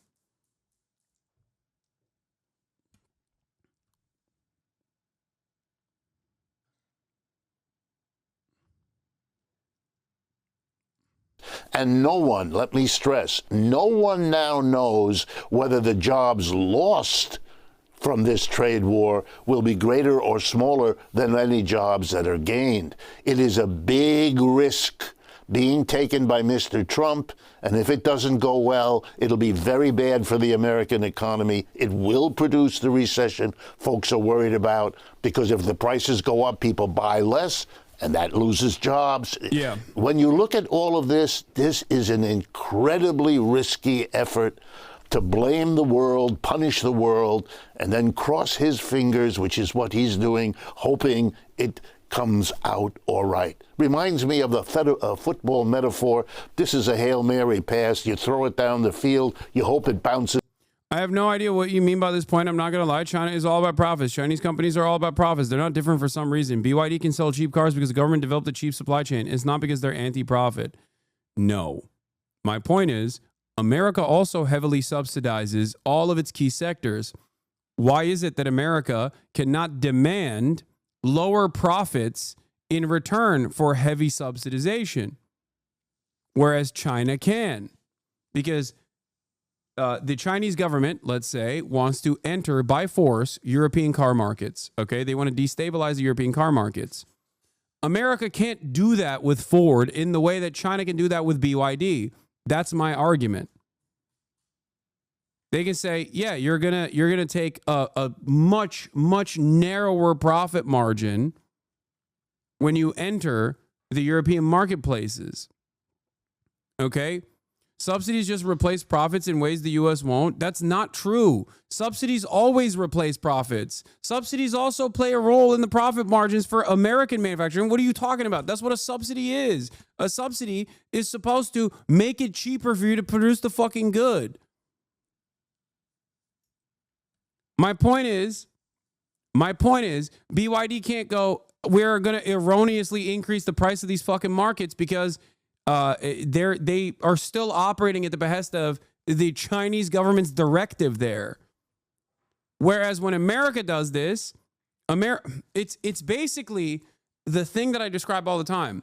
In China, the government controls the corporations. In America, the corporations control the government. It's that simple. So when Donald Trump is making initiatives like this, he wants by force for European markets and all these other countries to, by force, purchase American manufactured goods, even if they don't have any need for it, even if they don't want it. They want to fix the trade deficit by force. This is how they want to do it. And in that process, they will never tell the corporations to actually eat away at their profit margins. They will never do that. Do you understand?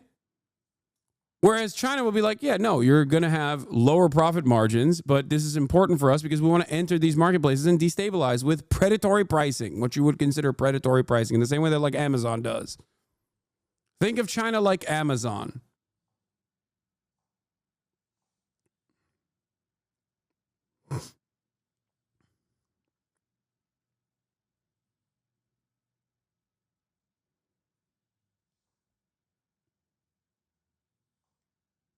That is what I'm saying.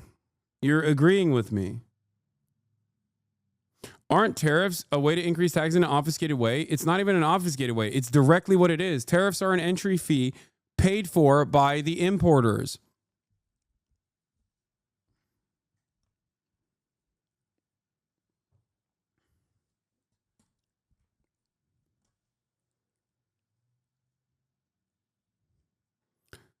It's fine to have lower profit margins. The companies are so tied to the broader market. I just don't understand the framing of saying Chinese companies don't care about profits, unless I'm misunderstanding.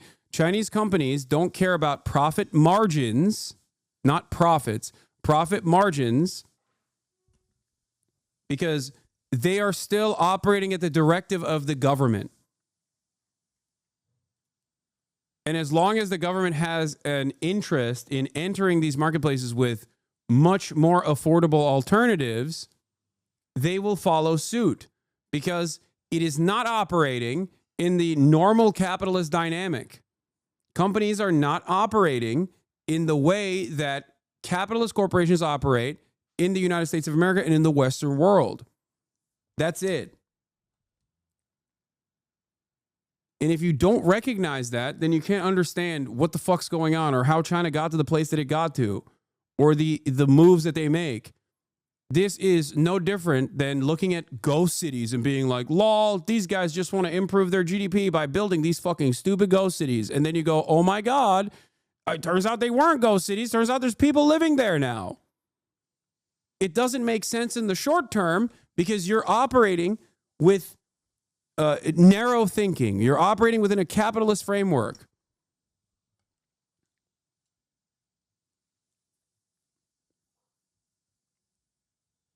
For China and the Chinese state, all they care about is the interests of China. And for them, they will use capitalism to their advantage. That is what they do. And using capitalism to your advantage means that you're not gonna work on maximizing profit. You're gonna work on maximizing market dominance. Governments like the CCP have complex multivariable goals and interests. Companies only care about growth and profit. Because the CCP controls its companies, they can operate with a more long-term minded objective than companies here in America are capable of. Exactly. Therein lies the problem with capitalism. It forces everyone to engage in short-term thinking because you only think in quarterly earnings. This is why I joke and say, American capitalists think in weeks, but the Chinese government thinks in decades and centuries.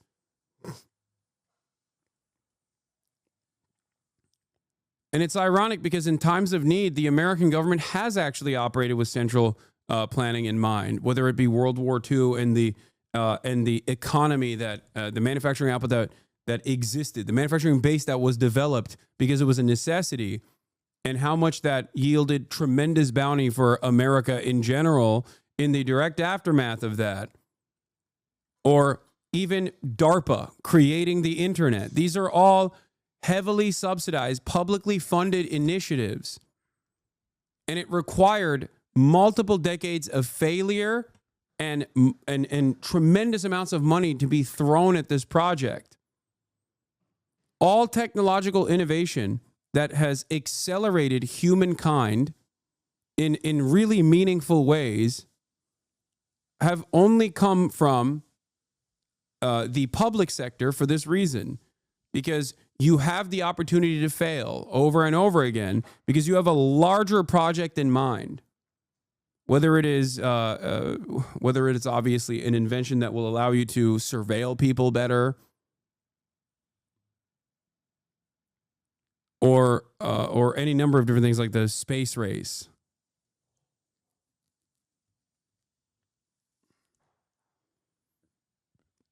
A lot of things, we misunderstand a lot of things that China does in the West because we think like, oh, this doesn't make sense from our narrow focus. We look at it and we go, why would they build high-speed rail like this? It's just, it's not profitable. It's going to collapse eventually. Because it's not supposed to be profitable. That's not the only measure of building out a network that is self-sustaining. You know what else is not profitable? Our fucking highway system. But we built it anyway, and we built it for cars. You know what else is not profitable? The U.S. Postal Service. But it's not supposed to be profitable. It's supposed to be a service. How, in your view, is China distinct from post-war Keynesian consensus besides the more government control over corporations? That's a key factor. And also, no fucking private ownership in that regard. Even if it looks like a private ownership exists on paper, that gives a lot of opportunity to the government. That gives a lot of movement to the government.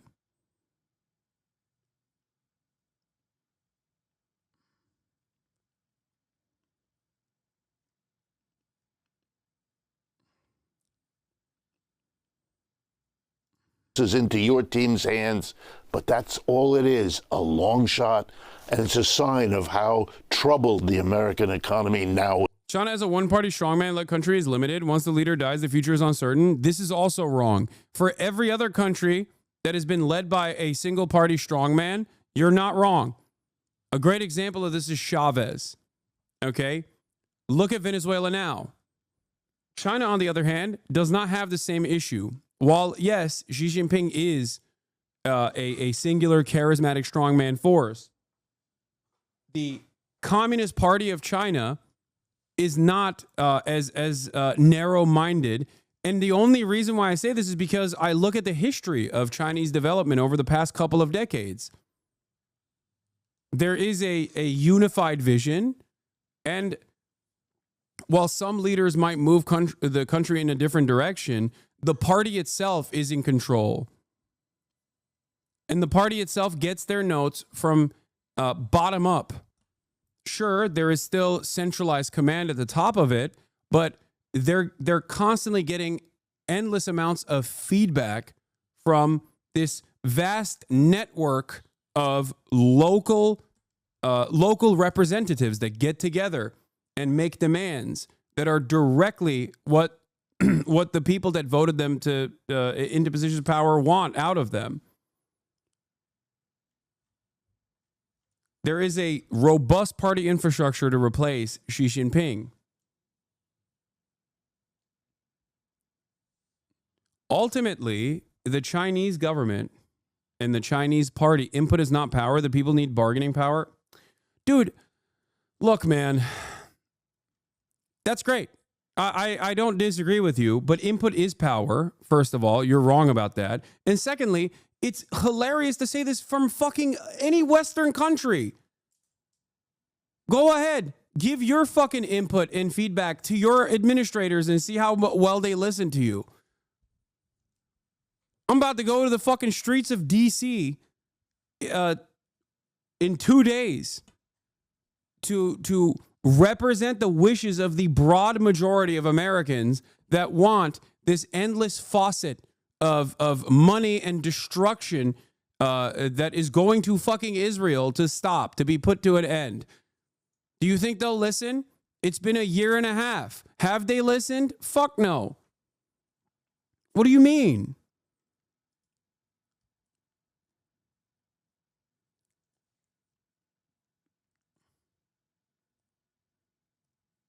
Whiz. If you can put this in the bigger picture, talk about the tax cuts and how they fit into. The majority still supports Israel. That's an incredibly vague statement to make. Supports Israel how? It's not. The overwhelming majority of Americans wanted a ceasefire.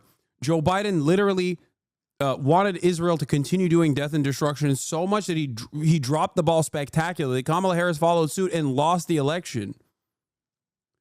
You're going to tell me the majority of people aren't brainwashed? No, they're brainwashed in different ways, but they're brainwashed into thinking that, for example, American liberal democracy represents their interests. Good luck getting a fucking robust socialized healthcare network, you know? To the tariffs, what is it, something like $4 trillion in tax cuts and who benefits, and then talk about the other issues that President Trump keeps saying that they're not going to touch, even though what many call his co-president, Elon Musk, whether he steps back from being, giving speeches or not, going after Social Security, issues like Medicaid. Let me start with the tax issue. The biggest single thing that Trump did in his first presidency was the tax cut of December 2017. And when that tax cut was written into law, it had a sunset. It expires this year, 2025. If that expiration is allowed to happen, corporations and the rich, who were the big beneficiaries back then, will face a big tax cut. He doesn't want to do that because that's his base, that's his donor support. He doesn't want to have those taxes go back up. Well, then what is he going to have to do? If he keeps on spending and he doesn't let those taxes go back up, he's going to have to borrow trillions, as we have been doing. He doesn't want to be the president who keeps borrowing trillions, in part because the rest of the world is a major creditor of the United States, and they're not going to continue to do it the way they have. So he's in a jam. He has to do something.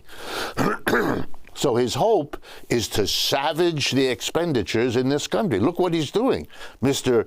Musk stands there with a chainsaw to give us the clear implication, I'm going to solve the problem on the backs of the working class. I'm firing them all. I don't care what the rest of the working class suffers. I'm going to fire all these people without notice, without plan.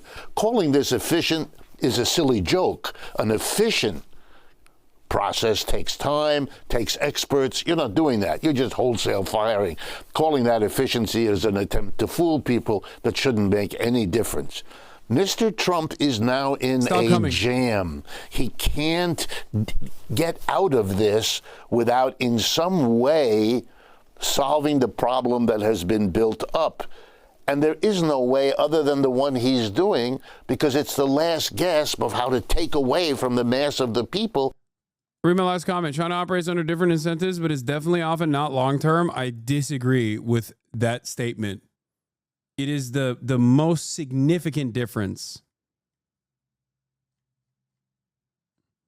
Unless you think that, look, there's only two things that you can make assessments on here. Either Xi Jinping has the heavens mandate, okay, and he lucked in to all of this, and the Communist Party of China also has the heavens mandate, and they lucked in to this level of development and rapid urbanization, or they actually are keeping long-term interests in mind, especially in comparison to the United States of America that doesn't even make yearly plans. They make plans quarter by quarter, as opposed to 15-year plans they're trying to implement.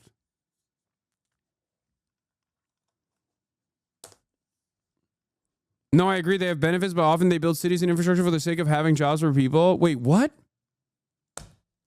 Yeah, okay. I don't know how to respond to that.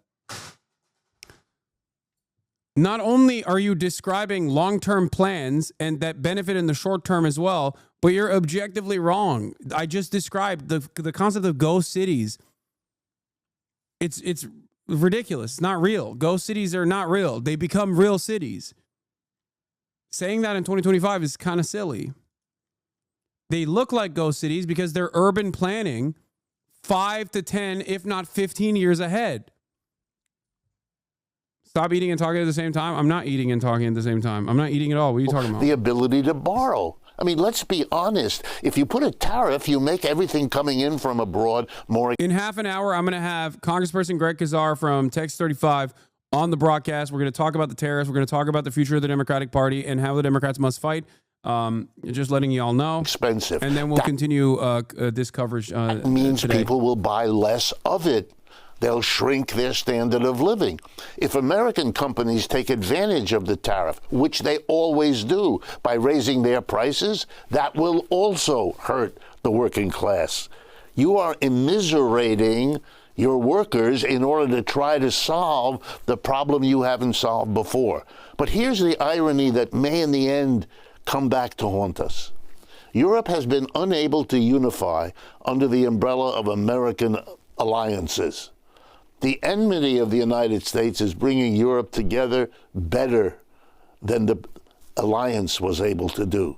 And as you pointed out, very important, China, Japan, and South Korea, with long histories of animosity and tension, are getting together to cope with this.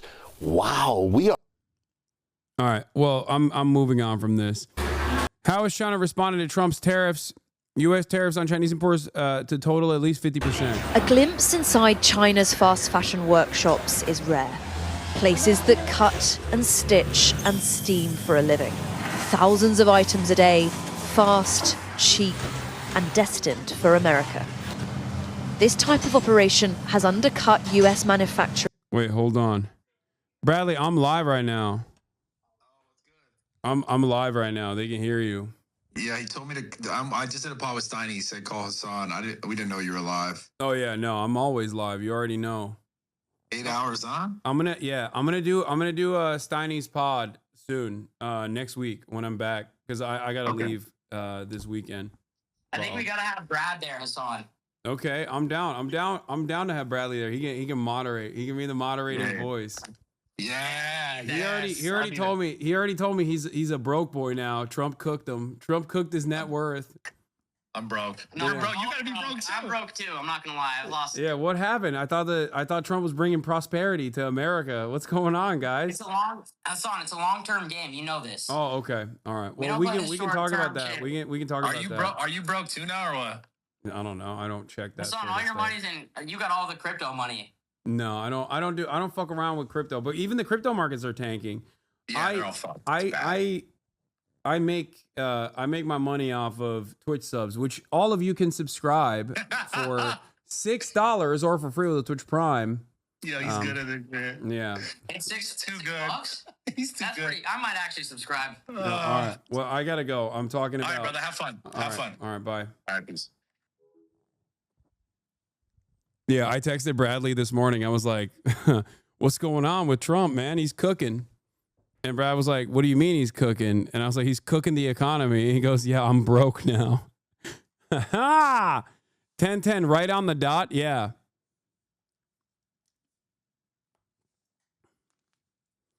I dropped 10 gifted in this economy. Misfit Sharky. Hype Train, level 2 achieve. Look, thank you for the 20 gifted subs. Decoy 166, thank you for the 5 gifted. That's right. You can also get gifted a sub in this economy if you don't have. Bradley is Bradley Martin. He just did a podcast with Steiny, who wants me to go on his podcast as well. And I said I would do it.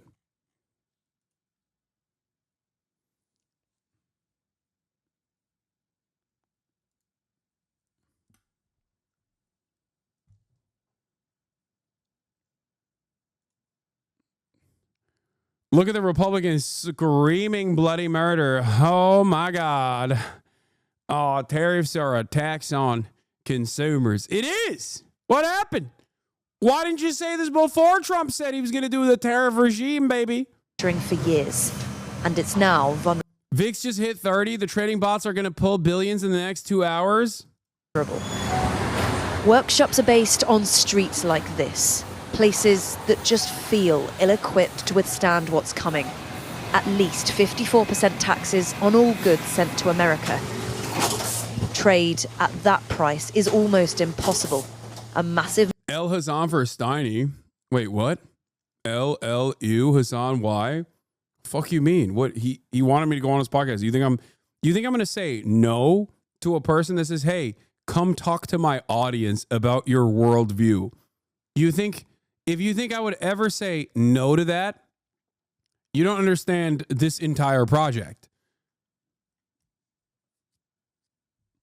I will go anywhere and everywhere and talk to anyone, unless they're like a fucking straight up neo-Nazi or some shit.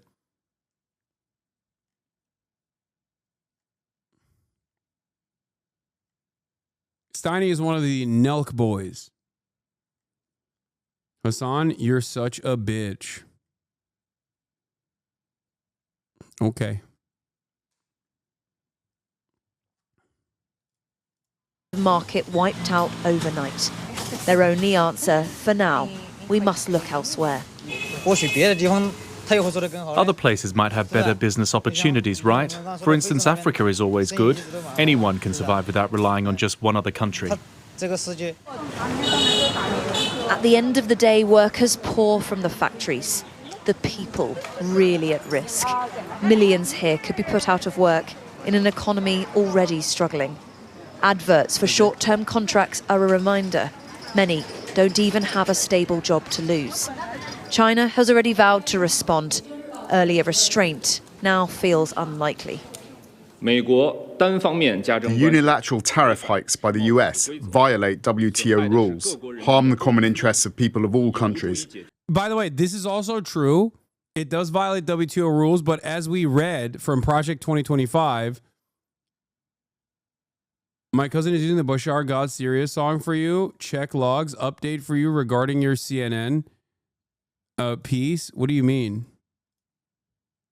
What are you doing? Are you working against me? She's asking if there's a song in particular you'd like to use in the intro of the segment. I suggested Syria Bashar God, like the old intro song you had. Are you fucking stupid? This guy is literally working against me, dude. No, don't use that fucking song. All right, god damn it. Let me finish this fucking piece. All right, anyway. They're trolling you, Law? Yeah. Okay, listen to me. Project 2025 is clear on this. The other side of this, aside from like decoupling America and it's trying to claw back America's manufacturing capabilities away from China, the other side of this argument is that America does not like the World Trade Organization and wants to rebuild it. They want to undermine WTO. Especially with this favored nations clause, favored nations that China is also a part of, and rebuild something anew that does not give even a fraction of benefits to China. They want to rebuild global trade in their vision because China has been able to take advantage of global trade in this way. And do not help solve the problems of the US itself. It is clear to everyone that more and more... And yes, ironically enough, just like this chatter is correct, by the way, even though we disagree from time to time, he is absolutely on the money here. A lot of the things that Donald Trump is doing are, ironically enough, continuations of longstanding American foreign policy and American trade policy, like Barack Obama, following Barack Obama's initiative. Now, this is shocking to hear, right? Because he very famously and very publicly fucking undermined Barack Obama's foreign policy, like the Iran denuclearization agreement.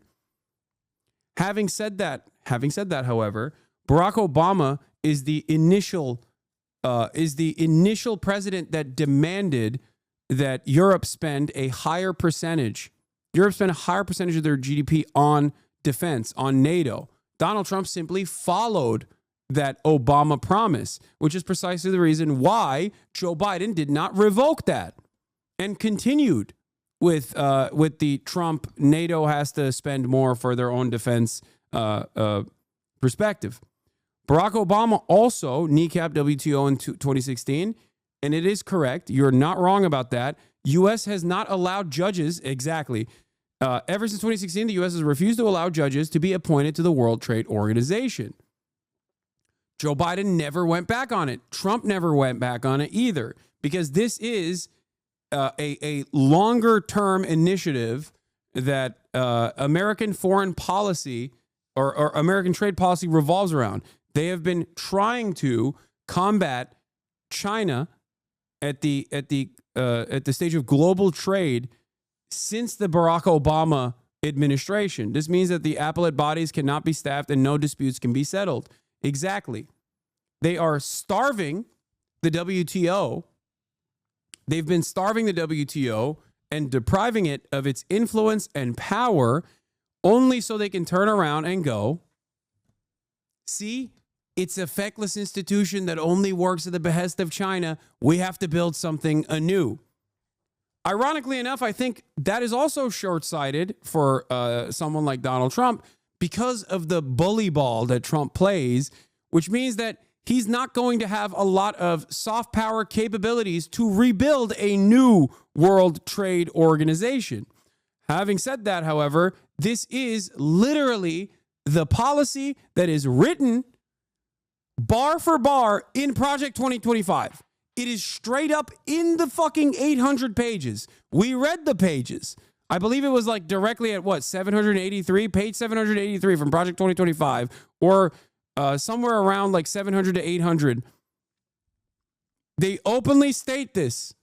The WTO has never been able to form its own treaties, mostly because the U.S. It has never once made its own treaty and has not negotiated since the early 2000s.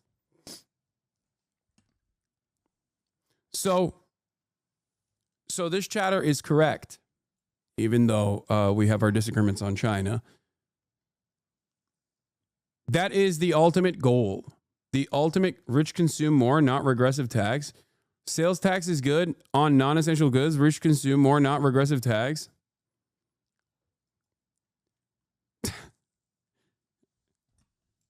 the fucking micro and macroeconomics understander has logged on to explain to people that a sales tax is not a regressive tax.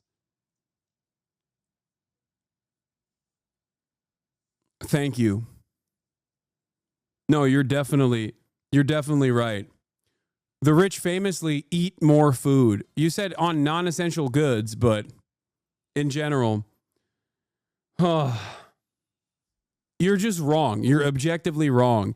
It's a regressive tax, not because the rich consume more than the poor. It's a regressive tax because the poor make up. A flat tax across the board is always going to be paid for with a higher percentage of net income from the working poor than the wealthy. It's that simple. If you have $10 million and you're paying the same fucking taxes as a guy who has $100,000, who do you think is paying a larger share of their overall income year over year?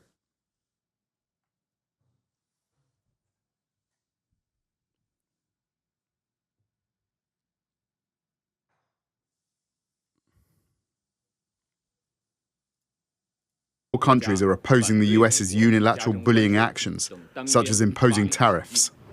And the broader region is reeling too. Over 40% rates for low-income nations like Cambodia and Vietnam will hit especially hard. Many Chinese firms have relocated here to avoid American tariffs. Workarounds now not an option. Authorities here now face a complex balancing act. Further escalation will be costly and they can ill afford it, but they don't want to be seen to be weak.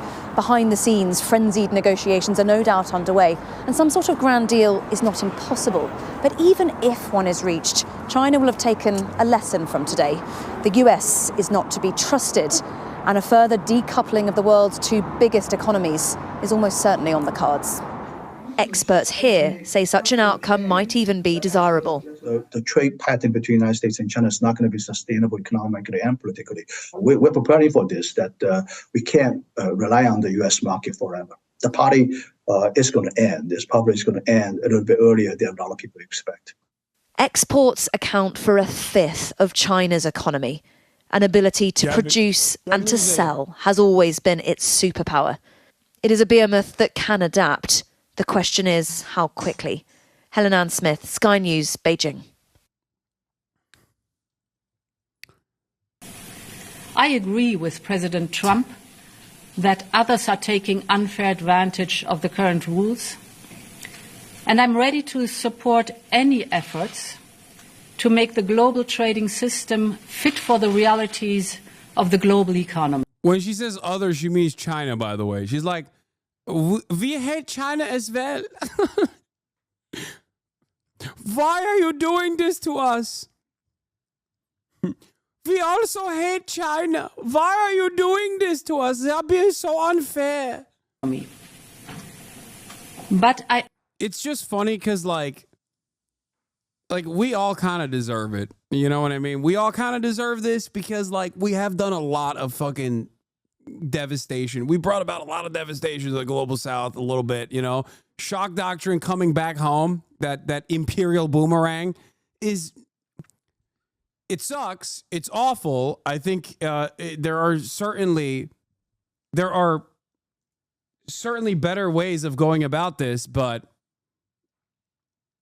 you know, it couldn't have happened to better people, okay? And these guys are literally slammed in the middle.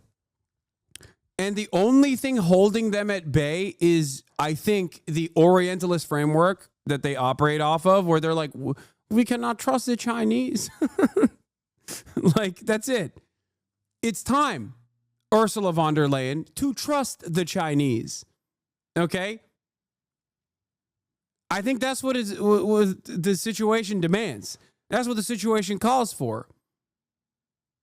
The notion that you're like, oh, well, they're doing a lot of unfair practices. Why are you doing this to us? Meanwhile, you're stuck between America and China, and America's fucking dicking you down. And you're still like, no, we must negotiate. also want to be clear. Reaching for tariffs as your first and last tool will not fix it. This is why from the outset we have always been ready to negotiate with the United States to remove the remaining barriers to transatlantic trade. At the same time, we are prepared to respond. We are already finalizing the first package of countermeasures in response to tariffs on steel, and we're now preparing for further countermeasures to protect our interests and our businesses if negotiations fail. President Trump's announcement of universal tariffs on the whole world, including the European Union, is a major blow to the world economy. I deeply regret this choice. Let's be clear-eyed about the immense consequences. The global economy will massively suffer. Uncertainty will spiral and trigger the rise of further protectionism. The consequences will be dire for millions of people around the globe, also for the most vulnerable countries, Bro, the internet ain't which even are now working. subject to some of the highest U.S. tariffs. The opposite of what we wanted to achieve. The tariffs will. If the response to the tariffs put in place by the U.S. administration is to make immediate concessions or to announce investments to get exemptions, it's a very bad idea. Because we have a strength. It's a market of 450 million residents. That's Europe. The EU is 450 million consumers. It's more than the U.S. market.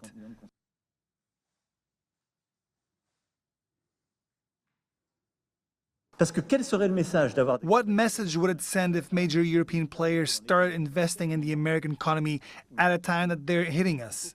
So we need collective solidarity. As I told President Trump during our call last week. Funny thing about the EU trying to glad hand the U.S. is not a negotiation tactic. Scoop, the White House's internal talking points tell surrogates that Trump's new global tariff regime should not be characterized as a starting point for negotiations, sources say. Trump also telling advisors they are not about setting up talks. Full story is the investors in the world try to figure out the fate of Trump's country-specific tariffs, which have sent the market reeling. Just to be specific here and emphasize what we are and are not saying, the White House talking points say surrogates should not be characterizing them as starting points for the negotiations. So them being like, them turning around and not immediately trying to defend themselves against this by setting up different trade relationships with China is hilarious because America doesn't want to play ball. Now, what's interesting about this process is how silly it is how silly this has been conducted, how silly this has been implemented, and how silly it is overall. What do I mean by this? First of all, Whirlpool to eliminate 651 manufacturing jobs in Amana, Iowa, according to the Des Moines Register. So it's already happening. But also, the way that they calculated these fucking tariffs, supposedly, is even dumber than I previously thought. Yesterday, my speculation was that they're talking about unfair trade practices, trade barriers, and also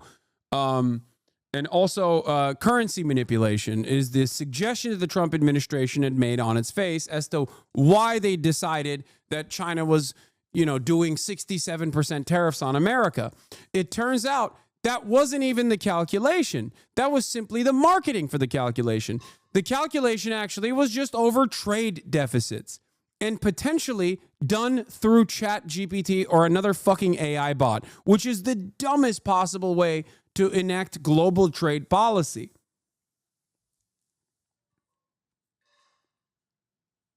The tweet that we looked at yesterday of that one guy who was like, "Oh, I suspect that the tariff math is actually coming from trade deficits and not actually real calculations on like any sort of hardline trade like VAT or any sort of domestic tax policy that they're deciding is a tariff, which is not, regardless.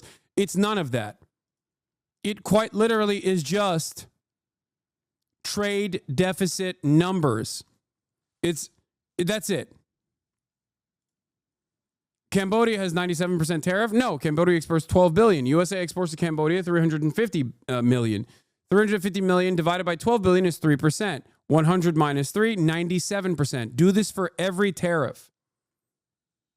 No, what's even worse is literally the method that ChatGPT suggests. If you ask how to fix a trade deficit with tariffs, they ask ChatGPT how to fix the economy and then just fucking did whatever it said. I don't even know what to say. How can someone be so stupid? Edit the add on ChatGPT. The following prompt will immediately get you the method they used. If I wanted to even the playing field with respect to trade deficit with foreign nations using tariffs, how would I pick the tariff rates? Give me specific calculation. And by the way, they admitted it. It's not like this is something that they're sheltering. They fucking admitted it. New York Times confirms. The answer appears to begin with the total trade deficit America runs with its trading partners. That's it. Trade deficit with China, $291.9 billion. Imports from China, $433.8 billion, is equal to 0.6728 or 67%, or what the U.S. says China is charging us. That figure then divided by 2 is 34%, which is the new reciprocal tariff on China. It is baby brain. It is fucking baby brain, dude. Remember yesterday I was talking about like how can people be duped by a machine that they know has the capacity to simply lie to them and give you incorrect information? These guys are not only getting duped by it, they're celebrating it, they're using it. And they admitted it. Yep, they did. They fucking put out an executive summary basically confirming this.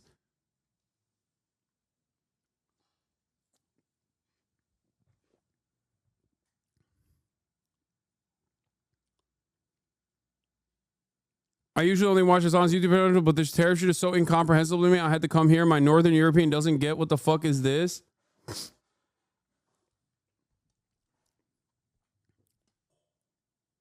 We didn't do trade deficit / imports. We did trade deficit. I keep trying to work, but then return to how funny this is. He goes, we didn't do trade deficit / imports. We did trade deficit 4 times 0.25 imports. Which, by the way, like, this is the other funny part about this. The White House deputy press secretary came out and said this person's assumption was incorrect, only to prove that it is literally correct.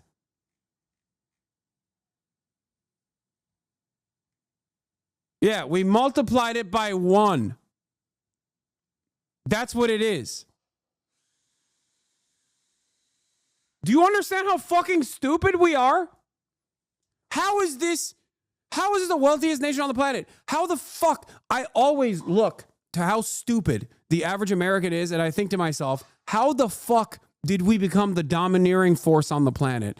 But this right here is a new low in the stupidity.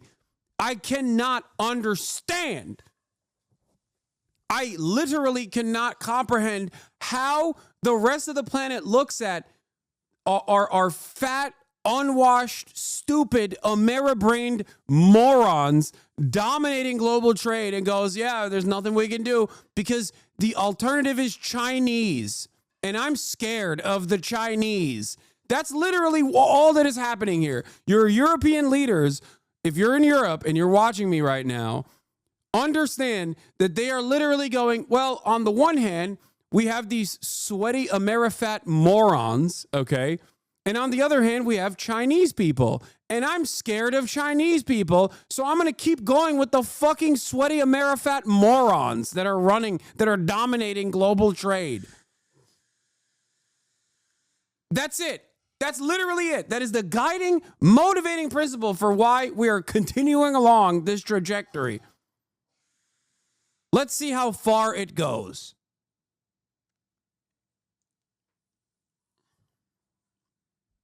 Incredible, dude. Incredible. Incredibly stupid.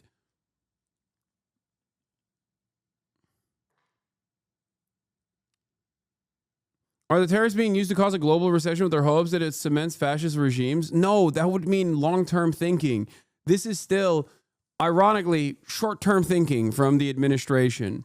It follows suit on long-standing American trade policy and American foreign policy in general. That stuff is uniparty overall. But the ways in which Trump is pushing this to the next stage is incredibly dumb and incredibly Trumpian.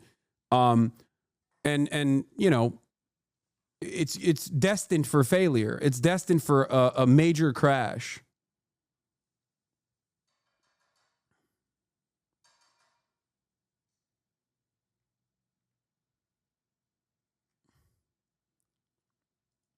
Yeah, it's over. Finance bros. Donald Trump, we shouldn't have supply chains. We shouldn't have them all. We should have them all in the United States. We have the companies to do it.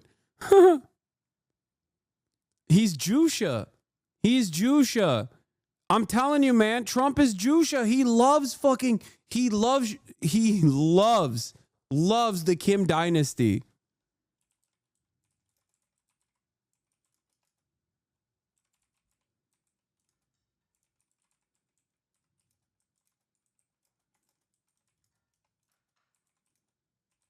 It's self-reliance time.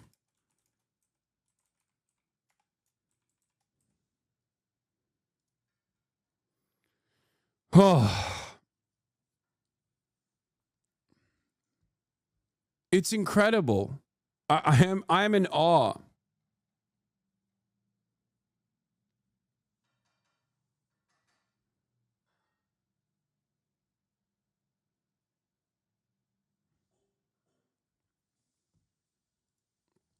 Overheard in the newsroom. I just got something from a vanilla company. I guess 70% of the world's supply comes from Madagascar. We are going to have months and months worth of stories out of this. Hard to even know where to begin. Madagascar is now facing 47% tariffs. No more vanilla ice cream.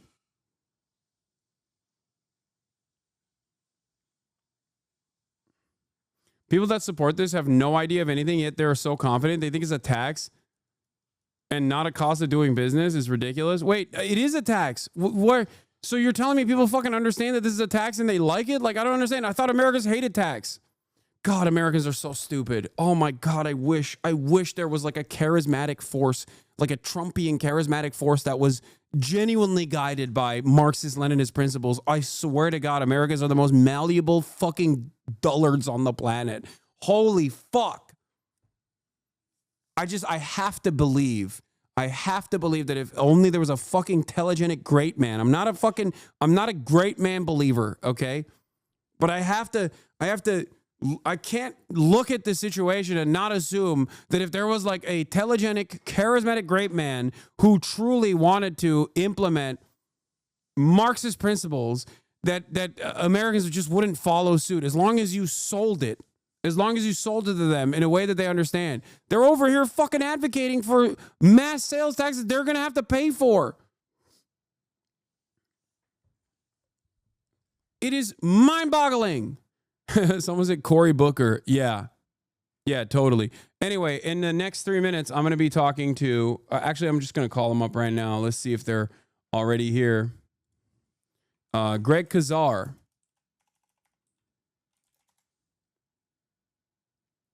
Lead us to a second Shays rebellion over tariffs?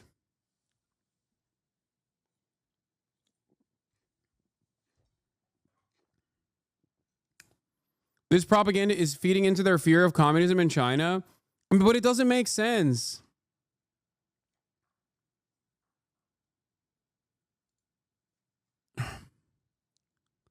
This one getting lots of payoff. I know. This permanently lives in my mind. Chinese international student in my class was telling me about how his evangelical dad in Beijing believes that Trump was chosen by God to win the election, but that his victory is part of a larger divine plan to destroy the United States.